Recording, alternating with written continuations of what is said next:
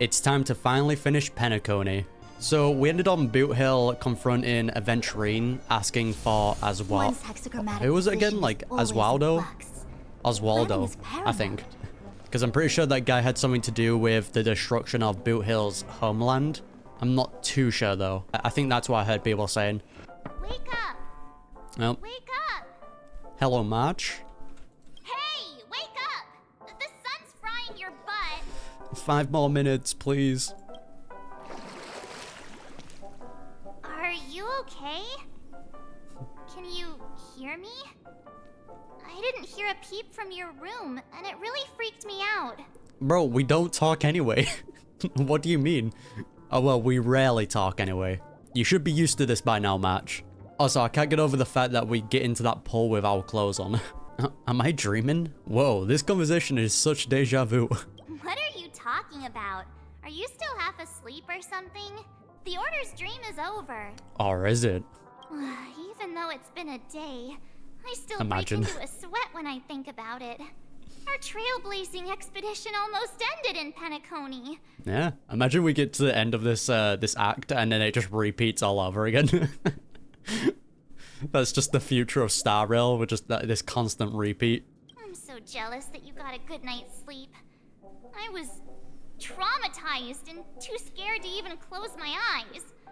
I thought if I fell asleep, I'd never wake up again. Yeah, terrifying. So, what happened to the Stellaron? The Stellaron was sealed while you were sleeping. The ordinary people in Penacony have no idea what happened.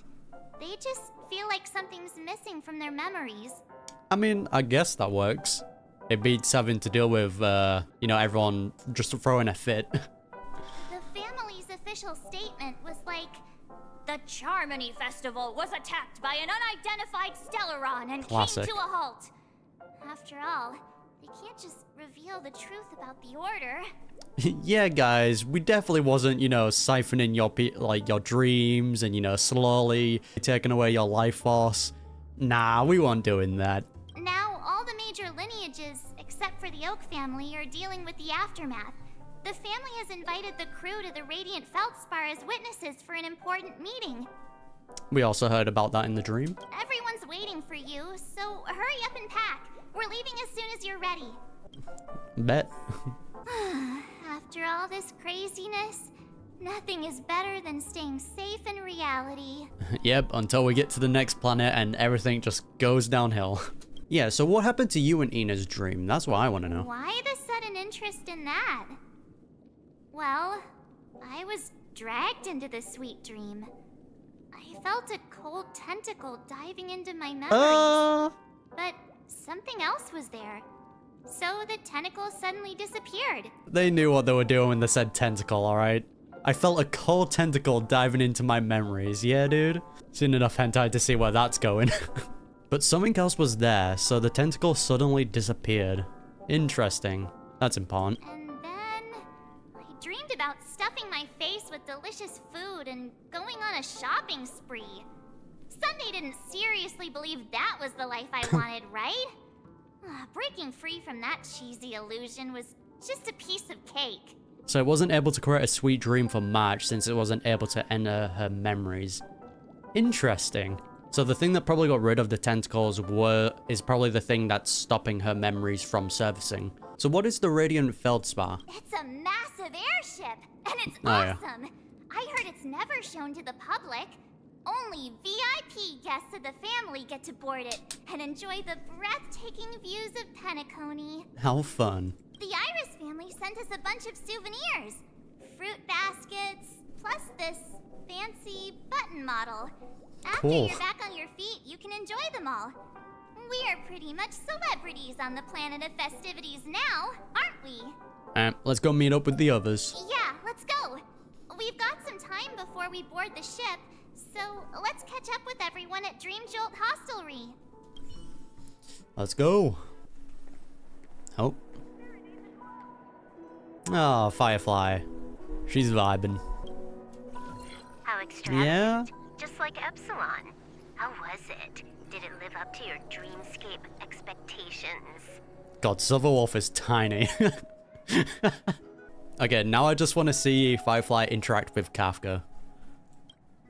You already asked that when we first got here. Yeah, and you said no back then. But after all this madness, I'd say you've grown fond of it. Have you met a special someone? Just a heads up, you're still on the Bloodhound family's wanted list, so keep a low profile. Fair. And this time, I think that's only Sam, though. Firefly in the picture, not Sam. That's gotta be a whole new experience for you, right? Oh, yeah, because she is a stowaway and all that. Totally forgot about that. Indeed. In Kafka's words, that's also a missing part of my life. Still, it'd be quite inconvenient if I can't move freely. Could you help me out, Silverwolf? Yeah, just remove it all from the database, please. I knew you'd say that. Don't worry. I've hacked all the systems and left no trace. Actually based. See, that's why you need a friend like Silverwolf. Don't do anything that may draw attention, and don't talk with guards. They might recognize you. Keep these 2 points in mind, and you can go wherever you want, unbothered. Good advice. Thank you. It's nice seeing them interact, though. No problem, Miss Samuel. I love this fake name. Miss Samuel, okay. Now that we're done here in Penacony, Nice. what will you do in your free time? I hear the Genius Society is here. How about we go stir up some excitement? She's just a gremlin, isn't she? Well, you know my script isn't over yet. Yeah, the third death. I didn't bring you back to hear an answer like that. Don't worry. The script says that I'll experience 3 deaths, but also receive an unforgettable reward on the planet of festivities. Is that so? A new relationship. How will I know if I don't try? All possibilities exist until the outcome actually happens, right? Sure. You may not realize it, but you have a bad habit. Whenever you seem to be asking a question, you've already made up your mind, and no words will dissuade you. Hey man, if it works, it works. Anyway, Kafka asked me to pass on this message. If you see anything fabulous in Penacony, get one for me too. Just swipe my card, you know the pin. Yeah, that seems like Kafka. She didn't specify anything, but I guess she means a dress, coat, sunglasses, or something else. You know better about fashion than I do. God, I should have gave the dream that March got to Kafka. Kafka would have been so invested in that dream. Sure, I'll keep an eye out. There's tons of options at OT Mall. Do you think she'll like trinkets, like hair accessories or brooches? This is so cute, man. Those sound more like something for young girls. Maybe you should keep them for yourself. Oh, by the way, Blade didn't explicitly say it, but I think he was trying to say something like, temptation will show up again in Penacony. He's always so subtle with his words. From that interaction that we got in, what was it, 2.1? Blade seems to care. Got it. He was just worried about me. Yeah. Relax, Silverwolf. You know me. I won't do anything crazy. I just want to wander around and see more of the world for myself. I want to buy some oat cake rolls. I've had a cake roll every day since I arrived in Penacony, from the first day to the last. Hey, I mean, if you can eat all you want, go for it. I would do the same. But today, I'll buy 2 and give you 1. And if you don't like them, I'll enjoy double the pleasure. Or I can bring one to Kafka, as she never refuses. Or maybe I'll give it to Blade. He'll appreciate it. This is adorable. I love this, man. Again, I just like seeing the Stellar Hunters interact.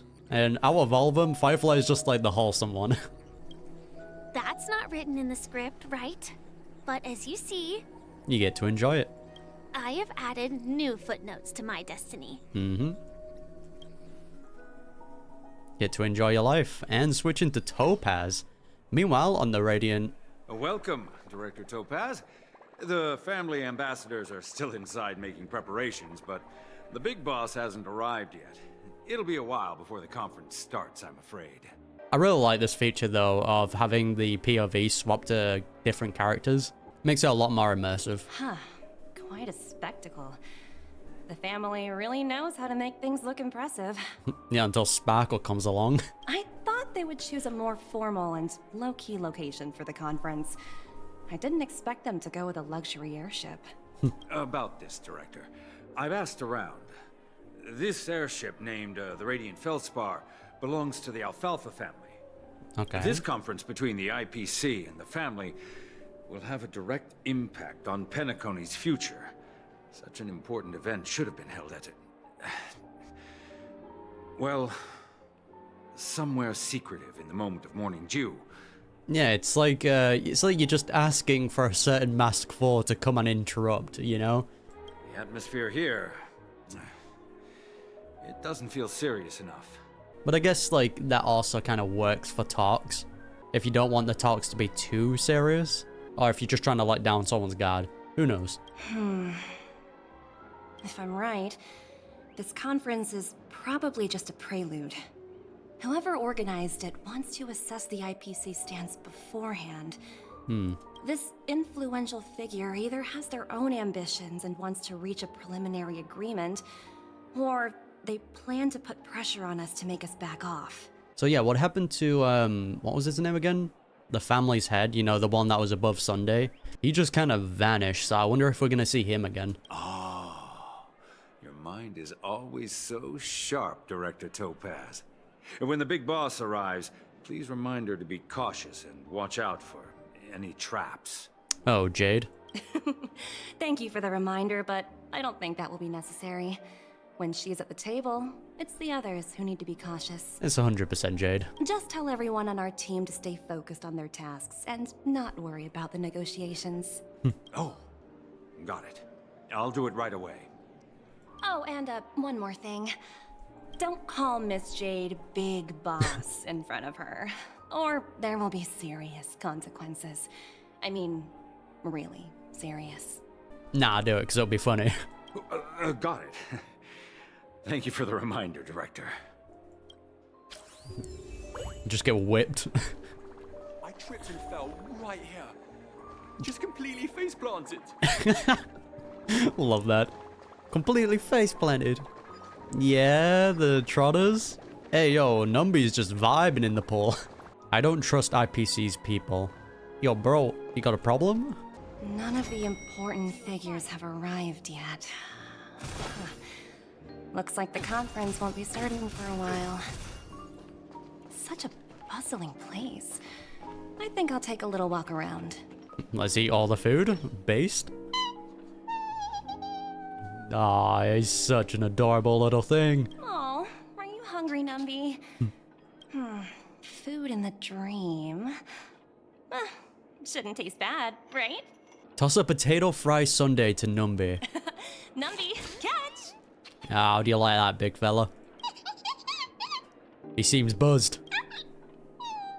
Aw. Numby gulps down the potato fries sundae, then lets out a satisfied puff. Alright, we're good. Oh, looks delicious, huh? I should have taken a bite first.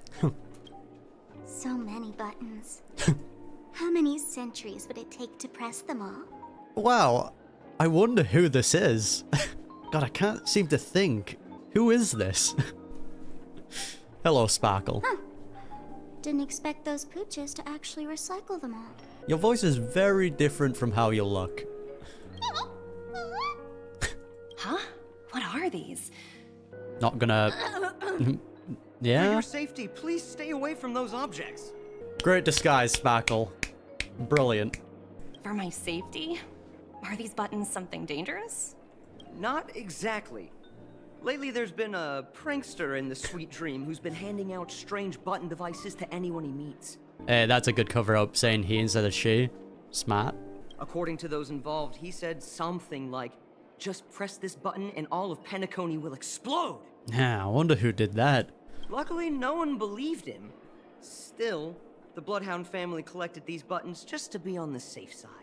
Yeah, hasn't anyone actually tried pressing it? So yeah, that's the thing that I brought up, where it's like, not a single person pressed the button, because that's unrealistic. If you were handing out buttons to everyone and you told them to press it at a certain time, there would be at least one person who pushes it early, just to see what it does. What will happen if you press it? Hasn't anyone actually tried? Well, perhaps you don't know much about Penacony? All the guests here have one thing in common. They're terrified of death. Okay. Anyway, the family will deal with these things. Please kindly keep your distance. Nah, I'm gonna press it. Yeah, but I'm standing on them. What are you gonna do about it? I'm pressing them. Watch yourselves in front of the IPC. Don't you dare embarrass me. Bro, I can hear you. Greetings, madame. What can I do for you? I'm just vibing. Hello. Could you tell me more about the Radiant Felspar? I assume you are the ambassador of the IPC Strategic Investment Department. Correct. It's my honor to assist you. The Radiant Felspar is owned by Mr. Odie Alfalfa, head of the Alfalfa family. Mr. Alfalfa invested a significant amount in building this luxurious airship an Ember era ago. Damn. And it has been sailing across the 12 hours of the dreamscape ever since. Hey, fair play. Oh, so it's owned by old Odie himself. No wonder the ship is so lavishly decorated. Until it gets blown up. Indeed. Mr. Alfalfa has impeccable taste. Only the most prestigious guests are invited by the Alfalfa family to board this airship. Please allow me to continue my introduction. The Radiant Felspar had been cruising over the Sea of Dreams in Penacony for an entire Ember era. But its voyage was temporarily halted due to the recent reverberation. I mean, it wasn't that big of a deal, was it? You know, sure, everyone might have been trapped in an eternal dream and slowly had their life force drained, but potato. Reverberation? Such a formal way of putting it. You're really downplaying the whole thing. Yeah. I apologize. Please continue. Following the previous reverberation in the Sweet Dream, the Radiant Felspar had to suspend its voyage temporarily. Makes sense. Thankfully, the factors that disrupted the dreamscape have been resolved. However, due to, well, certain special reasons, the Charmy Festival, originally scheduled at the Penacony Grand Theater, had to be temporarily postponed. So is the Charmy Festival going to be held here then? And then that's going to allow Sparkle to do her thing. So, Mr. Alfalfa suggested relocating the Charmy Festival to the Radiant Felspar. There it is. Taking this opportunity to announce the resumption of the airship's voyage. I mean, it's going to go out with a bang. Ah, well, that would meet the family's needs and also create momentum for Mr. Alfalfa himself. Quite fitting for a legendary tycoon like him. Thank you for explaining matters to me. Goodbye. Bye. Aww. Nice trick, Numby. Hello? Aventurine? The talent motivation department? Again? Internal review? Will it ever end? Leave me alone. I'm working on a major project. I don't have time to squabble with you guys. The way I handled the Urillo case was approved by senior management, and all of the project logs and calls are complete. Can't you check on them yourselves? My work speaks for itself. Shut the fuck up. I just don't understand. Why are you so fixated on this minor case and constantly escalating it? Seriously, what's your purpose?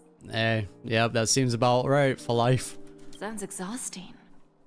Why not just hang up? Hello, Jade. In my opinion, you handled that project quite well. She did indeed. A little ball of ice in exchange for the Astral Express's good fate. Yeah, Numby. That's not a bad deal for the department. Damn, they know what they're doing with Jade. Little Yelena. Yelena? I've been looking forward to working with you. Never imagined hey, this yo. day would come so soon. Okay, Jade. Is there trouble?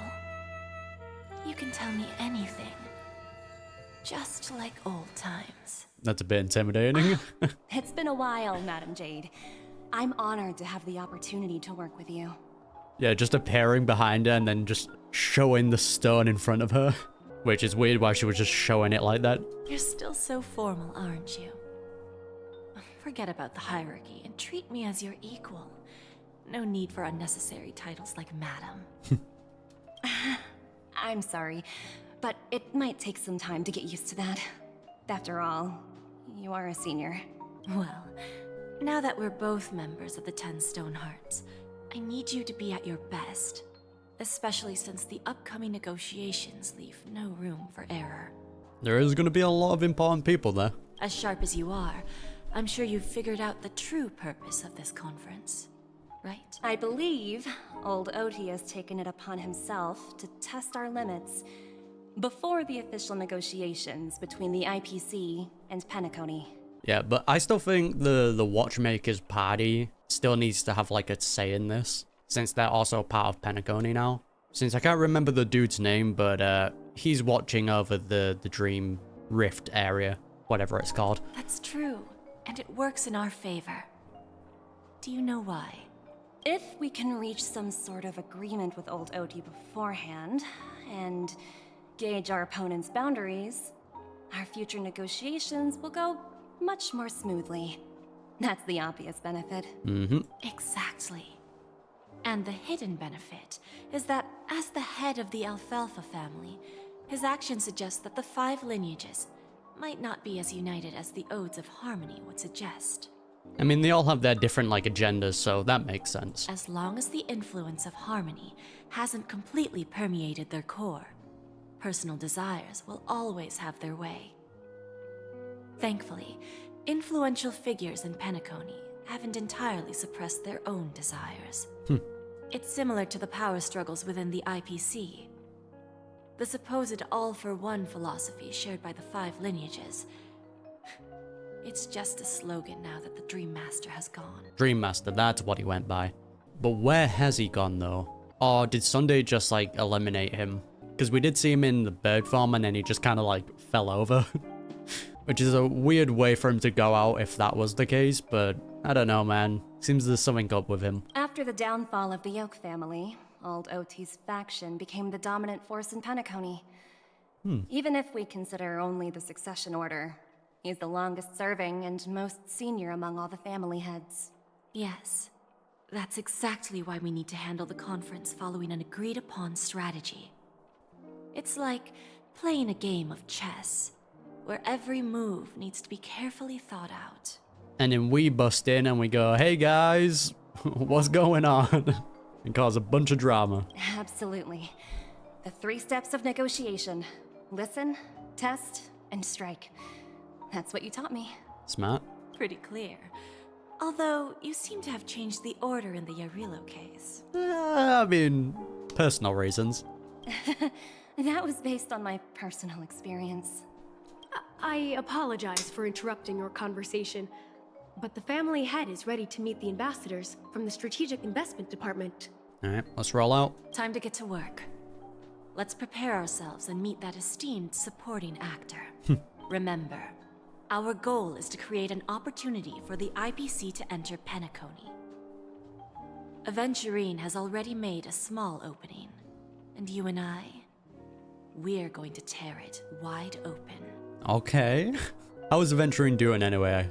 From what we know from text messages, he is having nightmares because of coming into contact with Nihility. So that's interesting. Alright, Numby, where's the chest? You know what? Just before we do this as well, let's do some Firefly pulls. Why not? We'll do 3 10 pulls for now. Luckily, I got Boot Hill very early, so I was able to save up a lot of Stellar Jades. So let's see it. First 10 pull. Come on. Damn it. Alright, Mika. Alright, second 10 pull. Come on, Millie. Damn it. Gallagher and subscribe for more. Not bad. I still need to build Gallagher. Alright, last 10 pull for now though. Come on. Okay, that's big. That's very early. Come on. Come on, Firefly, because then I can pull for Rune May. Let's get it. That's so good, dude. That's so good. Let's get it. Man, my luck is so good. That is amazing, man. Imagine if I just get another one. Oh, okay. I'll take that. Sick, man. With 4 special passes and 48k Stellar Jades left over. Yeah, definitely going to be pulling for Rune May then.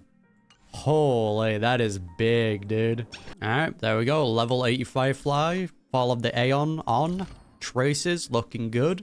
Just need to farm the relics now. Oh, damn. Welcome aboard my ship, the Radiant Felspar. Smart and charming ladies. They're actually giving unique NPC designs to important, like, family officials. Color me surprised. Nice ears, man. Please, have a seat. Let's have a pleasant conversation. I actually really appreciate that. I'm glad it's just not some random reused NPC design. Man's looking great. Welcome aboard, my dear ladies. Forgive me for any lack of attentiveness that might have led to a lengthy wait outside. Man's laughing like Santa, okay. No problem at all, Mr. Alfalfa. It's my honor to meet you in person. You may not be aware, but the book Odi Alfalfa, the biography, is a must-read for all Strategic Investment Department employees. Alright, buttering him up a little bit. I see you. After all, to many, you are the legendary figure who single-handedly built the Penacony economy. I expected no less from the 10 Stonehearts from the Strategic Investment Department. Oh, he also... You're definitely skilled in the art of conversation. Yeah, so he also has the Pepeshi ball on in his head as well. I always enjoy talking to smart people because we don't have to beat around the bush. We can just get straight to the point instead. Since I invited you IPC ambassadors on board, I'm sure you've figured out the topic I'd like to discuss, yes? Yeah.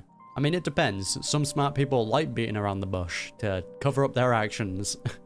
Aventurine. The future of Penacony, if I'm not mistaken. Precisely.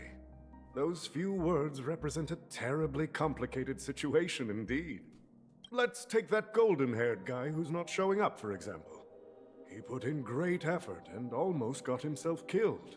But what was it all for?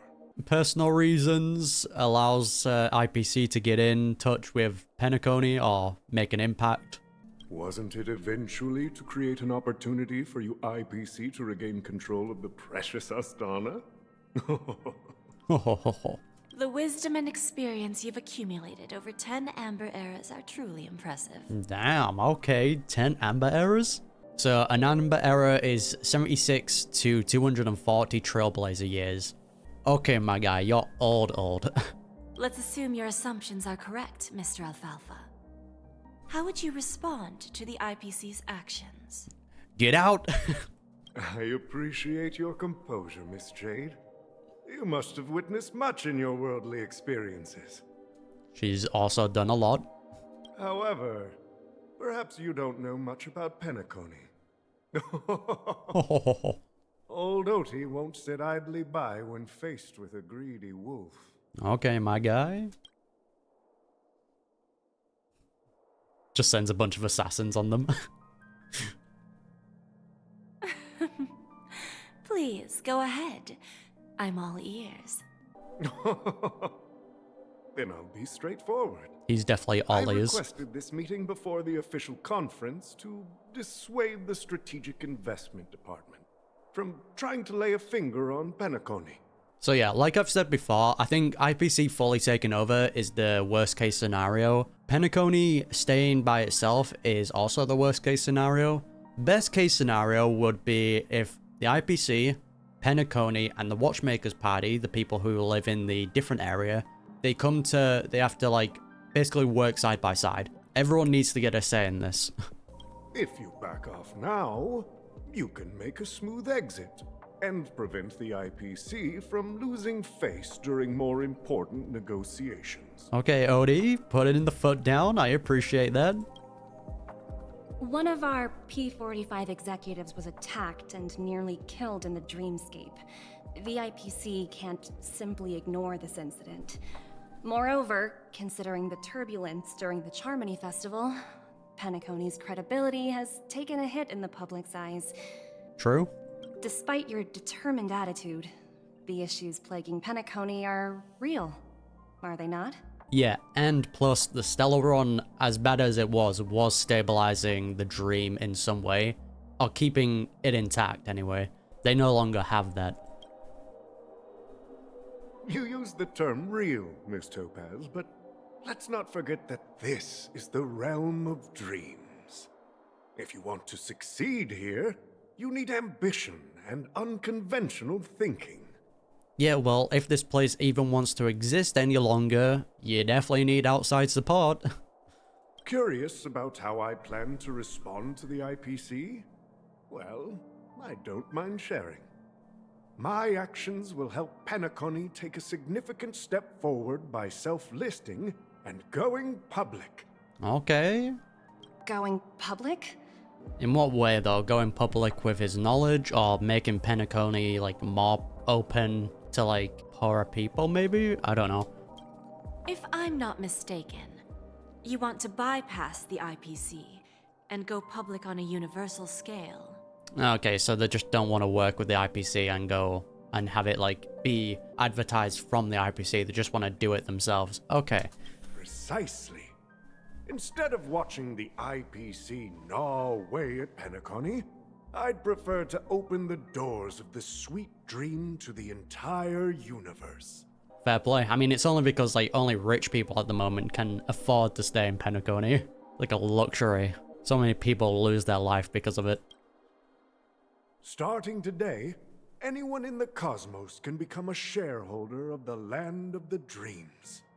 This is the path of harmony I'll choose. Otter, you smart fellow. This reform should have been implemented earlier, but unfortunately, the Oak family were a bunch of blockheads blinded by order. Their level of intellectual flexibility doesn't even come close to an old fellow like me. Thanks to the little reverberation earlier, the biggest obstacle between me and my reforms has been eliminated. The Alfalfa family will publicize the financial results of Sweet Dream Paradise, so that the entire universe can see that despite the catastrophe, Penacony still holds immense potential and opportunities, and that the family remains confident in its future.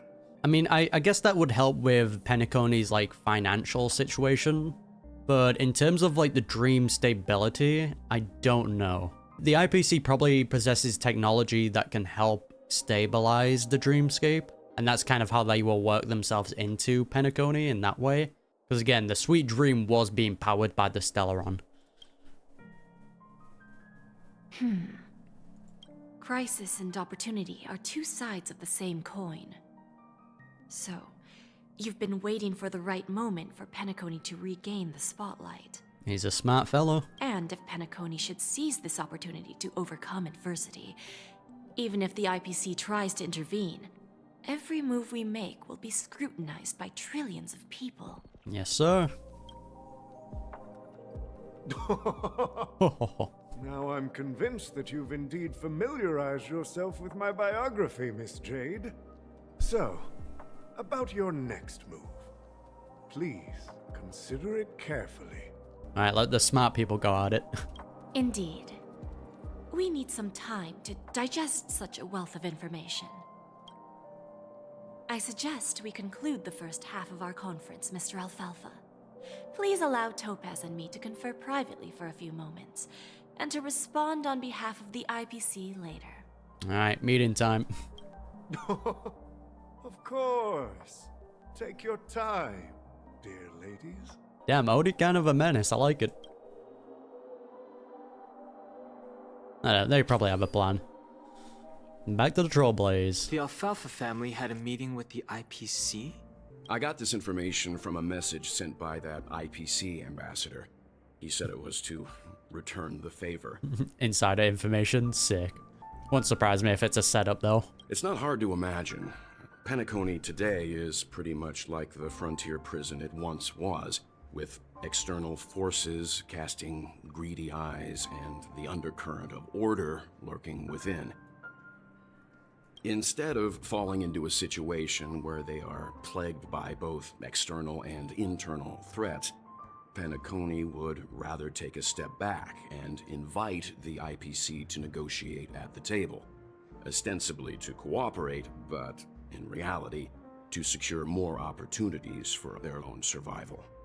But yeah, the most, like, concerning issues for Penacony, internally wise anyway, is financial situation and the stability of the dreamscape. Well, no wonder they sought the mediation from the Astral Express. In your opinion, who should we stand behind? I don't know, probably the Watchmakers people. Hopefully they get to have a say in it anyway. I don't think the followers of the Harmony are completely innocent victims in all of this. True. For reasons unknown, they have a strong desire to smooth things over, which leads to speculation about their motives. If either the family or IPC were to assume full control of Penacony, it would return to its previous illusory dream of hedonism. That was my point. The efforts of those previous nameless would once again go to waste. Again, all three parties need to work together. The Watchmakers party, the family, and IPC. There you are. Did you rest well? Hello, Welt. I didn't disturb you since you were in a deep sleep. We were vibing. Yeah, it feels like I had a really long dream. Even long dreams eventually come to an end. Our adventure in Penacony is reaching its conclusion. Which is kind of sad. I've enjoyed Penacony so much. After Anna's dream was shattered, the family branch from the Montour system soon arrived and swiftly took control of the situation. Most members of the Oak family fell unconscious, but fortunately, their lives were not in danger. That's good. The mastermind behind the plans was confirmed to be Gopher Wood. Okay, so they do know. Previous Dream Master. But by the time we arrived, he was dead already. Is he though? So maybe Sunday did eliminate him then. And that's kind of what it was meant to show when the crows were all like dead on the floor. I don't know, that just seems like a bit too easy for the Dream Master. I wonder if he just dipped somewhere. He'll face a trial.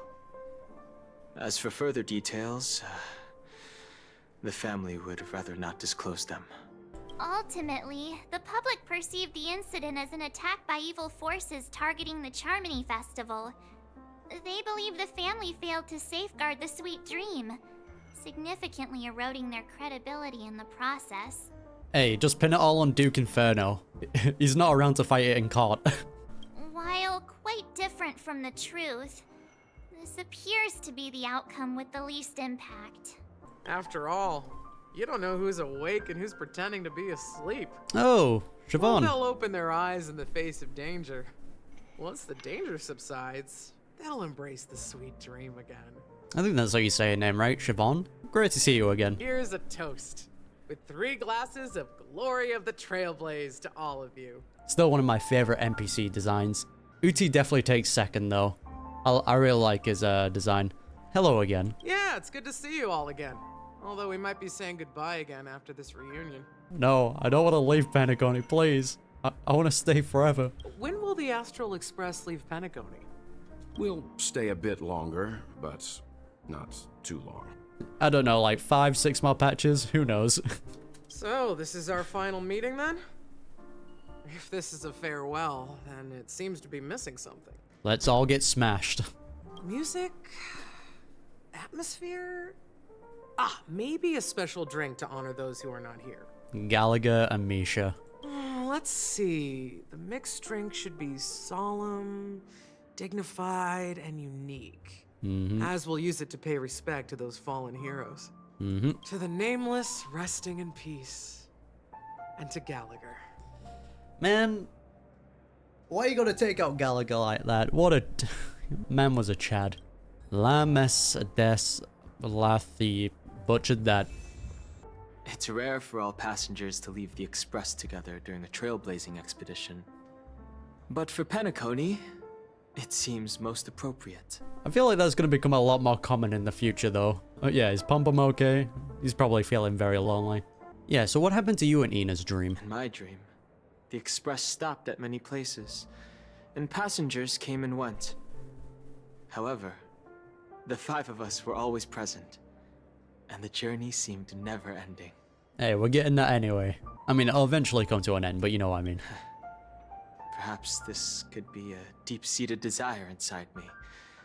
And upon realizing this, I knew it wasn't real. All things must come to an end. Yeah, is the Order incident in Penacony a unique case? No related records exist in the databank. But I have a theory. The hidden dangers of the Order have always been within the Harmony. Oh yeah, 100%. And this issue existed within the family from the very beginning. I mean, it probably existed ever since Harmony swallowed up Order, you know? However, now that more powers in the universe are aware of this secret, the situation in the cosmos will become more complicated. Nah, we can deal with it. Yep, that's all for now. Like I said, we'll go and see. Once we've packed everything, we should head to our next destination. So I wonder if our next destination was the one we were talking about inside the dream. It was the one where the IPC was sending out like a distress signal. I wonder if that's the location, or if that was just like a made-up scenario. This trailblazing expedition has been thrilling and memorable. Hopefully we've all gained insights about ideals, paranoia, clarity, and dreams from the experiences we've had. Actually, yeah, what dream did you have, Welt?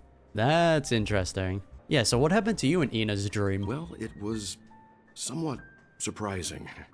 In that dream, I returned to my homeworld and reunited with my long-lost friends. And for some reason, Acheron resurfaced in my mind. Okay. When I realized that her conclusion was not preserved in memories, I became aware of the bitter truth. Oh, that sucks, man. So when did the Order infiltrate Penacony? Since the family took up residence in Penacony, the Order has been hiding in plain sight under the guise of the Oak family, using the Stellaron's power to strengthen their hold on the Sweet Dream, which eventually resulted in disaster. That's the claim the family makes. Whether they were truly unaware of all this is a delicate matter. I feel like some of them probably had some sort of suspicion that something weird was going on. Literally just spending a lot of time in Penacony, you knew that something was up. So the actual heads of the other families, yeah, they definitely knew that something was happening. So what will happen to Sunday and Robin? One bird longs for the earth and the other longs for the sky. Even if Robin had to stop her brother with her own hands, she won't give up on him. They care about each other. However, facing punishment from the Harmony is inevitable. He will face a trial. As for further details, the family would rather not disclose them. Just have the Stellaron Hunters take him away. Yeah, that's all for now. The conclusion of a journey can often be sorrowful. All we can do is to try to make sure it ends on a happy note. Yeah, sure, happy note. In my Penacony? Guess what? Something weird just happened when I was on my way over here. Someone gave me a strange gift. Is it a button? So I unwrapped it and found out it was a button. God damn it, Sparkle. With a message on the back. Just press this button and all of Penacony will explode. This sounds terrifying. Sounds fun. Sounds fun. Give it to me. Could it be a terrorist attack? But who would launch such an obvious attack? They just want to stir up chaos. Maybe a certain masked fool, but I can't seem to put my finger on who it might be. By the time I turned around, the person had already vanished. So I handed it over to a nearby hound. I heard there were many similar reports before the Charmy Festival started. I'm really worried about the future of Penacony. It'll be fine. Ready to mix your drink? I'm ready. So yeah, what exactly happened to Gallagher? I'm not sure. I haven't seen him since our last meeting at the lounge. Come to think of it, he always did come and go quietly. Good sign, he might still be alive. Copy him. We used to discuss everything here. But every time he'd leave, I'd realize that I didn't know him at all. Such is the mystery that is Gallagher. Yep. I have a hunch. Perhaps he's already fulfilled his wishes and won't be coming back. Damn it, why did you have to say that, Siobhan? Yeah, let's mix the drinks. Before we start, would you like to talk to your friends? We have plenty of time. I already talked to them. No need. Let's get started. All right, as you wish. Huh. I think I have an idea about what drink to make. Would you like it bitter or sweet? It's up to you. Choose the flavor that suits you best at this moment. Sweet. Sweet all the way. Drowning sweetness. One of the most challenging drinks to make. A slight imbalance in the ingredients can result in an overwhelmingly viscous sweet taste. Hey, I've got such a sweet tooth, it doesn't matter. However, with the right ratios, you get a uniquely sweet drink with a lingering aftertaste. Not a bad choice. Let's start mixing. Alright, let's get it. Boom. 1 ice cube. Come on, give me more. 2 pours of the dream jam. And 1 sweet milk cream to top it off. Slip on the origami bird. Perfection. There's the drowning sweetness. Words always fall short. If you want to bring closure to past events at this lounge, there's no better way than mixing a drink. This mix and drink event as well was super enjoyable. Blend all your memories and emotions together and stir them well. Through the filter of time, what remains in the glass is something to savor. Well, it's done. Bottoms up. Here's to the nameless resting in peace. And to my friend Gallagher. To Gallagher. The spirit of freedom will spread far and wide among the stars. And its legacy will be more timeless than a pastoral song. Hey, we've got to send the goat off, man. We're not accepted by the outside world, so we've gathered here.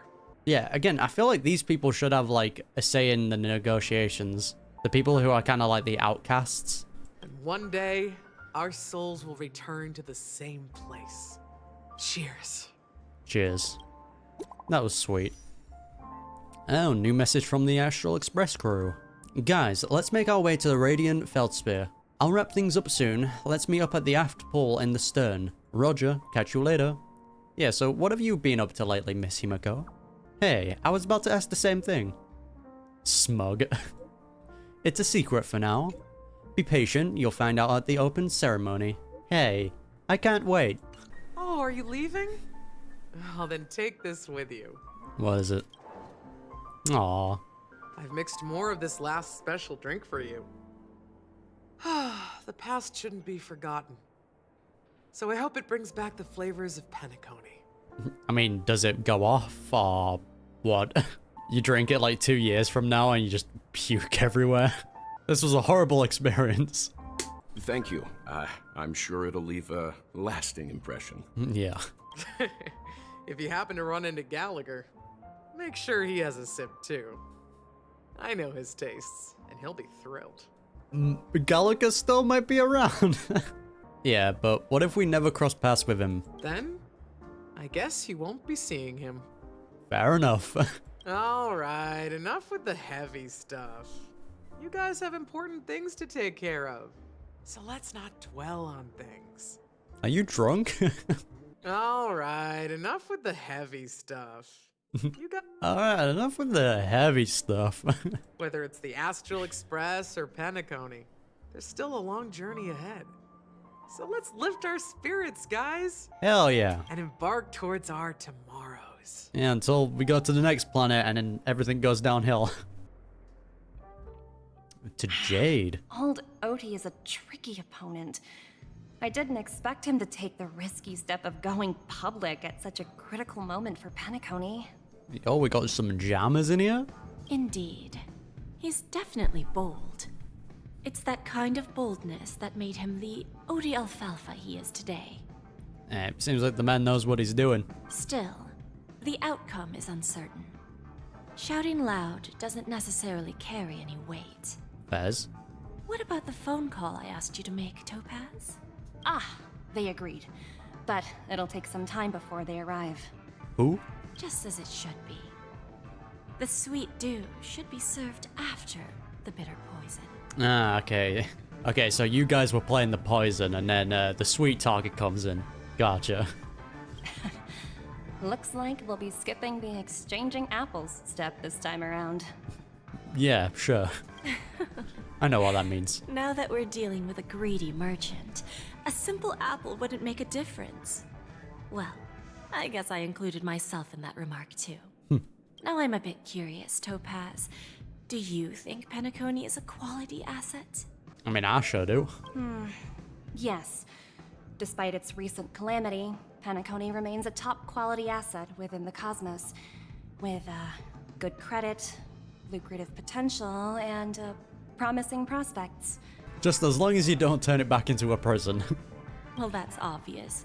But what I truly wanted to know is, this project is obviously too bland for your taste, isn't it? Yeah, this planet's not on like the brink of destruction or, you know, that type of situation, so personally, not invested. That's true. I wouldn't be here if it weren't for Aventurine. Oh yeah, because he did call up to ask for her help. But despite that, you trust him. You even entrusted him with a cornerstone. True. Something as precious as life itself to finish this gamble. Are you not in the same boat, Miss Jade? Without us playing along, your Jade Stone wouldn't have made it across the border so easily. True. Allowing you to see all desires that flow through dreams to gain a bargaining chip in negotiations. Ah, so that's what Jade meant when she said it's time to begin harvesting at the end of 2.1. Interesting, so that's what her Jade Stone does. That's why I'm willing to stake my Topaz Stone to cover for you. It's like one big elaborate game of chess. Damn, man, don't mess with the IPC. They're scary. Once that kid sets his mind to something, nothing can stop him. Not even fate. Well, at least he's still alive. And that's the best outcome. Yeah, he's just lucky, innit?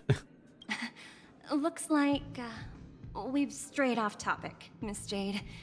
Should we discuss our next steps? No need. I'll go it alone. Meanwhile, you can go greet our honored guest and wait for my message. Is the honored guest us or someone different? Okay. Is that Robin? Huh. She's also here on the Radiant Felspar. But before we do that... yeah, dude. I wonder what people are going to be doing with this, eh? There's a good child. Do as you're told. Yeah, dude. Do as you're told. There's a good child. Do as you're told. Hey, they know what people want. Oh, the bunch birds are already here. Ah, you hear a faint sound emanating from somewhere, resembling the chirping of a bird or a figment from your subconscious. You glance downwards, as you expected, and nothing is there. After all, real birds do not exist within the dreamscape. Yeah, so other people can't see them. That's a nice touch. Hello, Robin. Greetings, Miss Robin. I didn't expect to meet you here. What's up? Miss Jade? Greetings. The opening ceremony for the Charmy Festival has been moved to the Radiant Felspar, so I'm here making some preparations. Yeah, just have a look out for, you know, potential bombs. Just saying. How about you? Have you spoken with Mr. Alfalfa? I'm actually on my way to meet him right now. Do you know him well, Miss Robin? I do wonder if we'll get to see what the other family heads look like. But it would be nice to see if they do like any unique NPC designs for them. Unfortunately, I've never met him. I've only heard a few comments from the former head of the Oak family. Mr. Alfalfa is respectable when it comes to business. But in other respects, I can't say the same. Where do you think the future of the planet of festivities is headed? I believe the sweet dream will see its rebirth. Just like the Radiant Felspar resumed its voyage. So maybe I'm misunderstanding, but maybe the dreamscape will stabilize on its own. Because I just thought the dreamscape needed the Stellaron to stay. Harmony needs a new direction. Only by bidding farewell to the past can we actually sail into the future. Like I was saying, I only thought that the dreamscape could be stabilized with the Stellaron. There are no permanent allies or everlasting enemies. So let's both take what we need from this deal. Very optimistic. Naturally. I'm looking forward to your performance. See you at the festival. See you later, Miss Jade. A peaceful exchange. Hey, you know what as well? We'll do 10 pulls for her and me. Why not? Come on, imagine. Nope. Got another Gallagher. Not bad. Alright, come on. Just come on, Ellie. Damn it. Actually, we'll do one more because we got Firefly within 30. Maybe we can get the same with Brew and May. Damn it. Wishful thinking. We'll do some ball later on. Alright, Audie. Thank you for your patience, Mr. Alfalfa. Let's continue our discussion. Let's talk. Figured out something already, Miss Jade? But where is Miss Topaz? She's doing her own business. Topaz has something else to take care of. You'll be seeing her later. Talks can still continue between the two of us. Is it just me, miss? Your tone sounds very different now. I need to set a good example for my junior. It's not a good habit to be too loose-lipped during negotiations, right? Now we can speak frankly and openly. Do you believe what I said, Odie? You're not the only merchant who has seen the changes in the cosmic market over the past 10 Amber eras. I mean, since Jade has access to all the people's desires now, she definitely has a huge bargaining chip here. Interesting. Now that's interesting. Because it is very possible that she also obtained Odie's desires, which is huge if that is the case. Good. It's good to be straightforward. Openness and transparency are my things. So, tell me, what's your next move? Unfortunately, I'd like to speak the harsh truth before laying out my plan. Let's cut to the chase. First, your plan won't work. Penacony has no way of sidestepping the IPC and going public. AKA, yeah, the IPC is gonna get in your way. Second, you can't stop the IPC from entering Penacony. We've got all the time and connections in the world to find a way in. We'll keep tearing down and rebuilding this place until the Asdana system gets used to the IPC's ways again. Yeah, so this is the bitter poison that they were talking about. Now, I'm repeating your words exactly. If you don't want to be a laughingstock and have everyone gunning for you at the official conference, you'd better drop your little pie-in-the-sky plan. Damn, okay. Oh, interesting. Indeed. I mean, like they said before, he is trying to test them. You surely have a way with words. Now, I'm curious to know what you have up your sleeve. Mr. Alfalfa, let's not forget that the IPC controls the biggest interstellar publicity platform. True. More than half the news networks in the universe take their orders from us. Big up, Albert. The moment news spreads about Penacony going public, trillions of customers will immediately receive a message like this. Exposing the truth of Penacony. The family's protection for Penacony has expired. Any mishaps in the dreamscape could result in permanent brain death. Oh, damn, okay. Care to guess how many ways we have to turn alfalfa credits into worthless junk within a measly 24 system hours? With the entire cosmos keeping a close eye on Penacony, I assure you, it won't be too hard. Yeah, I mean, the IPC can put out any type of information, whether it's true or false, and a lot of people is going to believe that. That's what makes the IPC terrifying. You really think you can pull that off? Very easily, yes. Even from Pier Point, as distant as it may be, I'm more than capable of keeping you on a tight leash. Yeah, you really love that type of talk, don't you? However, if you agree to give up that half-baked plan to go public, the IPC will assure you that we'll never jeopardize the interests of the family heads under your leadership. After all, we also need allies here in Asdana. The IPC can assist Penacony with financing, which they need. starting by acquiring 30% equity shares. With our financial support, stabilizing and rebuilding Penacony will be a piece of cake. 30% equity, you say? Who can guarantee you won't want more in the future? Gotta write that down in the contract then. That's the brilliant part of it all. The answer is simple. No one. Fun. There are no guarantees. It all hinges on self-awareness and mutual respect. However, the board of directors will consider the interests of the family heads to some extent. So trying to build a relationship on trust then. That seems like what they're going for. You're a smart merchant, old Odie. Isn't the whole purpose of this elaborate game to showcase your business acumen and seek more benefits for the family? It benefits us if we both take a step back. And if that's not enough for you, I'm pretty sure that another goal of making Penacony go public is to expand the influence of the Planet of Festivities and attract more customers. Again, the IPC fully taking over is bad, and the family keeping control is also bad. They need to have at least some sort of relationship with the IPC. I understand your concern, and I have a solution for that, too. Fine.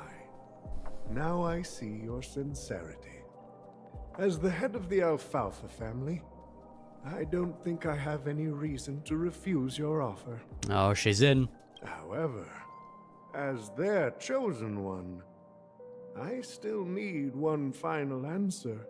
As Zype's chosen one, I still need one final answer. Okay. Go ahead. I'm listening. When I was a child, I heard the adults recite the tale of the ancient Amber Era. About the ascension of Xipe, the Harmony, and the downfall of Enna, the Order. Xipe and Enna. I keep pronouncing them wrong, I do apologize. It's hard to remember the pronunciation. The Order and the Preservation used to be close in ancient times. So, why does the IPC, as a follower of the Amber Lord, seek collaboration with the family instead of aligning with the Order? I mean, Order's been clapped, innit? I mean, Order's a part of Harmony now, so I guess that's one way of viewing it. The answer is simpler than you think. It's all about credits. Everyone's favorite thing and the universally recognized currency among the stars. It's about the money. The IPC has the power to perpetually ensure their value. With each new world integrated into the credit system, the IPC adds another building block to its cause. Eventually, all exchanges, capital, and businesses will operate within a unified monetary system. So pretty much, yeah, the gods can handle their business on their own, we just want money. Simple. By then, all planetary developments will be recorded in accounts with well-defined values and the ability for exchange and circulation. And the heart of everything will be Klepoth's credit. Fair enough. Good answer. And then the IPC will be able to exert influence over everything. Yeah, I mean, they're already doing that at a very insane pace. Our intention is to establish enduring preservation, so I'm sure you can understand. Again, there is some parts of the IPC that aren't bad, but there's also parts of the IPC which are absolute terrible human beings. Aswaldo being one of them.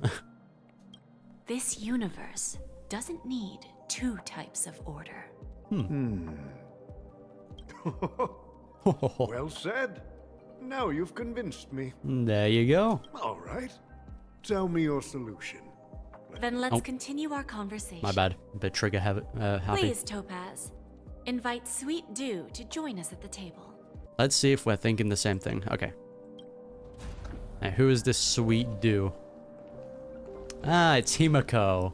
Makes sense. Himiko is... Thank you for your presence, Miss Himiko. Himiko is definitely Sweet Dew. Please allow me to introduce her to you, Mr. Alfalfa. This is Miss Himiko from the Astral Express, one of the future shareholders of Penacony. Yeah, so this was your secret, Himiko? This is what you were up to? I've heard so much about you, Mr. Alfalfa. It's an honor to meet you as representative of the Astral Express. This stunning lady is the navigator of the Astral Express? It's a pleasure to meet you. God, I still absolutely love his design. I believe everyone here is familiar with the general contents of the proposal. After this round of financing, the IPC is expected to hold 30% of Penacony's shares. Then, the IPC will transfer 5% of that stake to the Astral Express I'm and okay. recommend Miss Himeko as an independent director to honor the sacrifices and contributions made by the former Nameless to the land of the dreams. Yo, the Astral Express is gonna be rich, boys.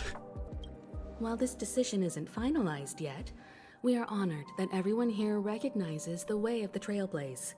While the Nameless didn't embark on their journeys for fame or fortune, if this is the wish of both the family and the IPC, I will represent the Astral Express and fulfill my duty as a member of the board of directors. The entire crew has agreed to assist in the reconstruction of Penacony. Beyond that, in our future travels, we are committed to bringing the beautiful dreams of the planet of festivities to more worlds.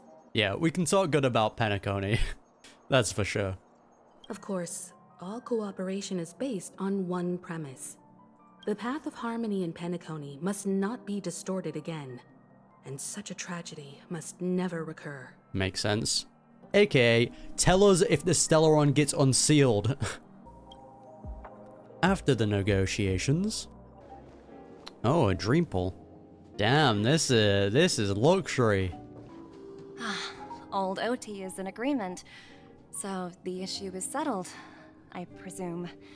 What about the remaining family heads? Ah, who cares about them? They will soon realize the situation. When old Odie answered the last question, he represented more than just the Alfalfa family. True, he also said he was the Harmony's chosen one, so I think he spoke for everyone. When should we schedule the formal negotiations? I'll handle the arrangements. It's all up to you. I'll step back and let you handle the negotiations and takeover.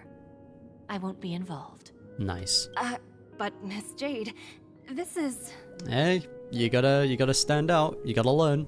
Aventurine initiated this case, and you were his project partner.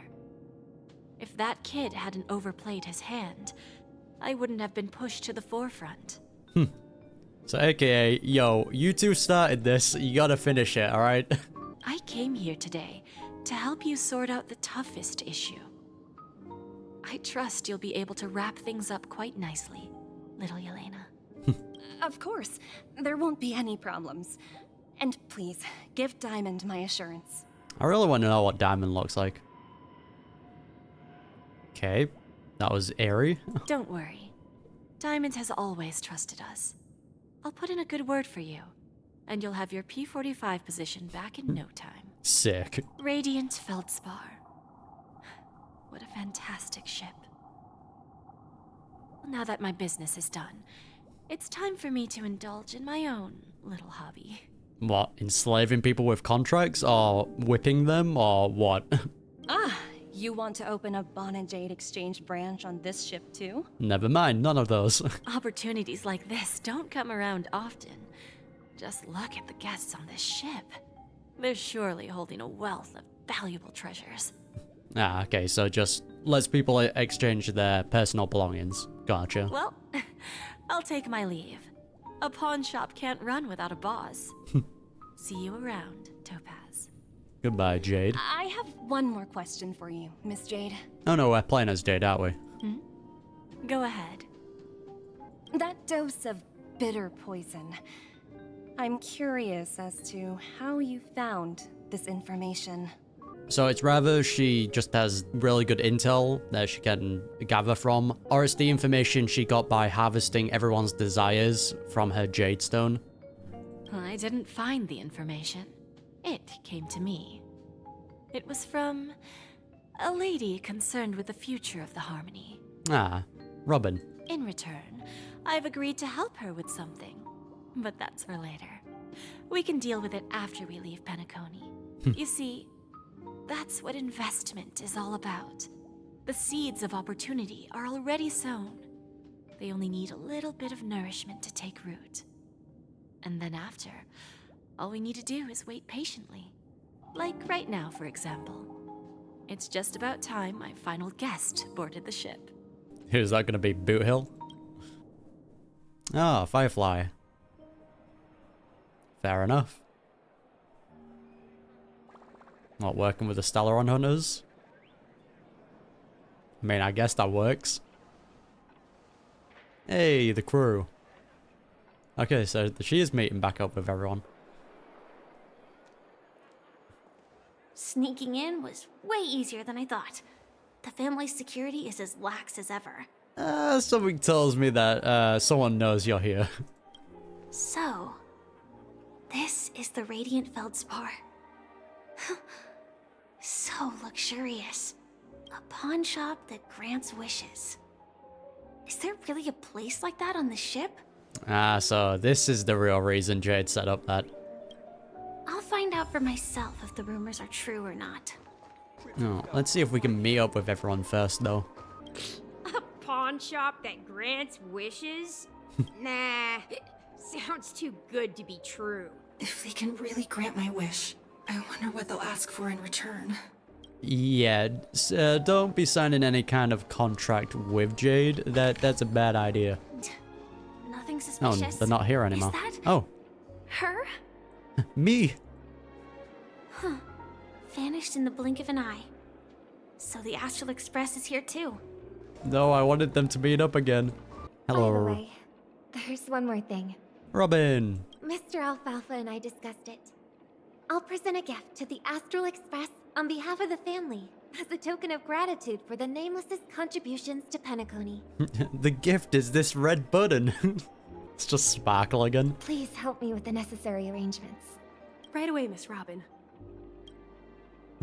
A gift, eh? Can I ask you something? Oh, greetings, miss. Is there anything I can help you with? Oh, weird. I don't see you on the guest list. Do you know how to get to the pawn shop? Pawn shop? Ah, you must be talking about Lady Bon Jade's place, right? I heard she offers, special services there. Yeah, special services. I've marked the pawn shop's location on your device. Please feel free to check it out. I've marked the settlement on your map. Lady Bon Jade. I think I've heard that name somewhere before. Was it from Silverwolf? Yeah, you might want to contact them. Come to think of it, she disappeared after mentioning that she was going to meet with the Genius Society. I wonder how things turned out for her. That'll definitely be an interesting interaction. Time to have Firefly walk right into the trap. I'm back. Let me just, No, I won the chest. Welcome to Bon Jade Exchange, Radiant Felspar branch. Give me the chest. How should I address you, dear lady? What was her fake name again? Just call me Samuel. That was it. Samuel. Nice name. So what do you need, Miss Samuel? And what are you willing to give up in return? I want to keep on living. And for that, I'm willing to give up everything I have. Damn. Okay. Everything you have. So how much does that entail then? How would that even work? Just give up all your assets? That's right. Everything. Miss Samuel, I think you'd best turn around. It seems you're not quite familiar with the term pawn. Well, is that what you wanted to use her as, a pawn? What do you mean? I mean it literally. I sense your burning desire to live, but unfortunately, you don't have anything of equal value to offer. Don't play into it. Okay. A pawn shop that grants wishes. I see. It's just a marketing gimmick. Hey, but it reeled you in, didn't it? It worked. Well, that's quite a harsh accusation. I understand you may not fully comprehend what I mean, but don't worry. I'll help you understand. Firefly just seems so fed up. Go and talk to these people. They're all customers of my pawn shop. See for yourself if their wishes have come true. Oh yeah, definitely not people that have been paid off, sure. Once you've done that, come back to me. I'll help you understand the true meaning of pawn, and make you realize what you're missing. Friendship. That Lady Bon Jade feels more like a money lender rather than the owner of a pawn shop. That's because she is. Well, I've got nothing better to do anyway. I'll do as she says and see what happens. Playing right into her hands, aka being the pawn. Bro, just let me back into this room so I can get the chest. Stop teasing me. Alright, Stacy. You plant. You stupid little girl. Coming back to lose more money, huh? Enough talk. Let's get started. This will be our final game. I'm betting my entire fortune. Ma'am, I can assure you that is a very bad idea. Oh, a big talker, huh? All right, let's see what you've got. We're gonna see someone ruin their life. Stacy, an arrogant gambler. Yeah, and this is how they introduced the minigame. Yeah, should be easy enough. Hell yeah, get battered. Boom. How is this possible? I won? I actually won! Whoa. This can't be. You lost to me 10 times in a row. How could I possibly lose to you at such a crucial moment? Got some very happy music, and then you've just got this guy in a lot of pain. It's true. Lady Bon Jade has truly blessed me. Sure. Finally, my luck has turned for the better. Great new era for Stacy. The master gambler has arrived. Bro, you weren't even gambling. You just played match 3. And you know what as well? We'll do 2 more 10 pulls for Ruin May. Alright. 40 pity. Nope. Got another Misha. 50 pity. Come on. Nope. Alright, I think that should be max Eidolons for Misha now. Alright, we'll do 1 more 10 pull. Come on. No. Actually, we'll just pull until 50-50. Why not? Alright, should be next 10 pull then. Alright, come on. Ruin May. Don't screw me over. I don't want to go to hard pity. Come on. Please.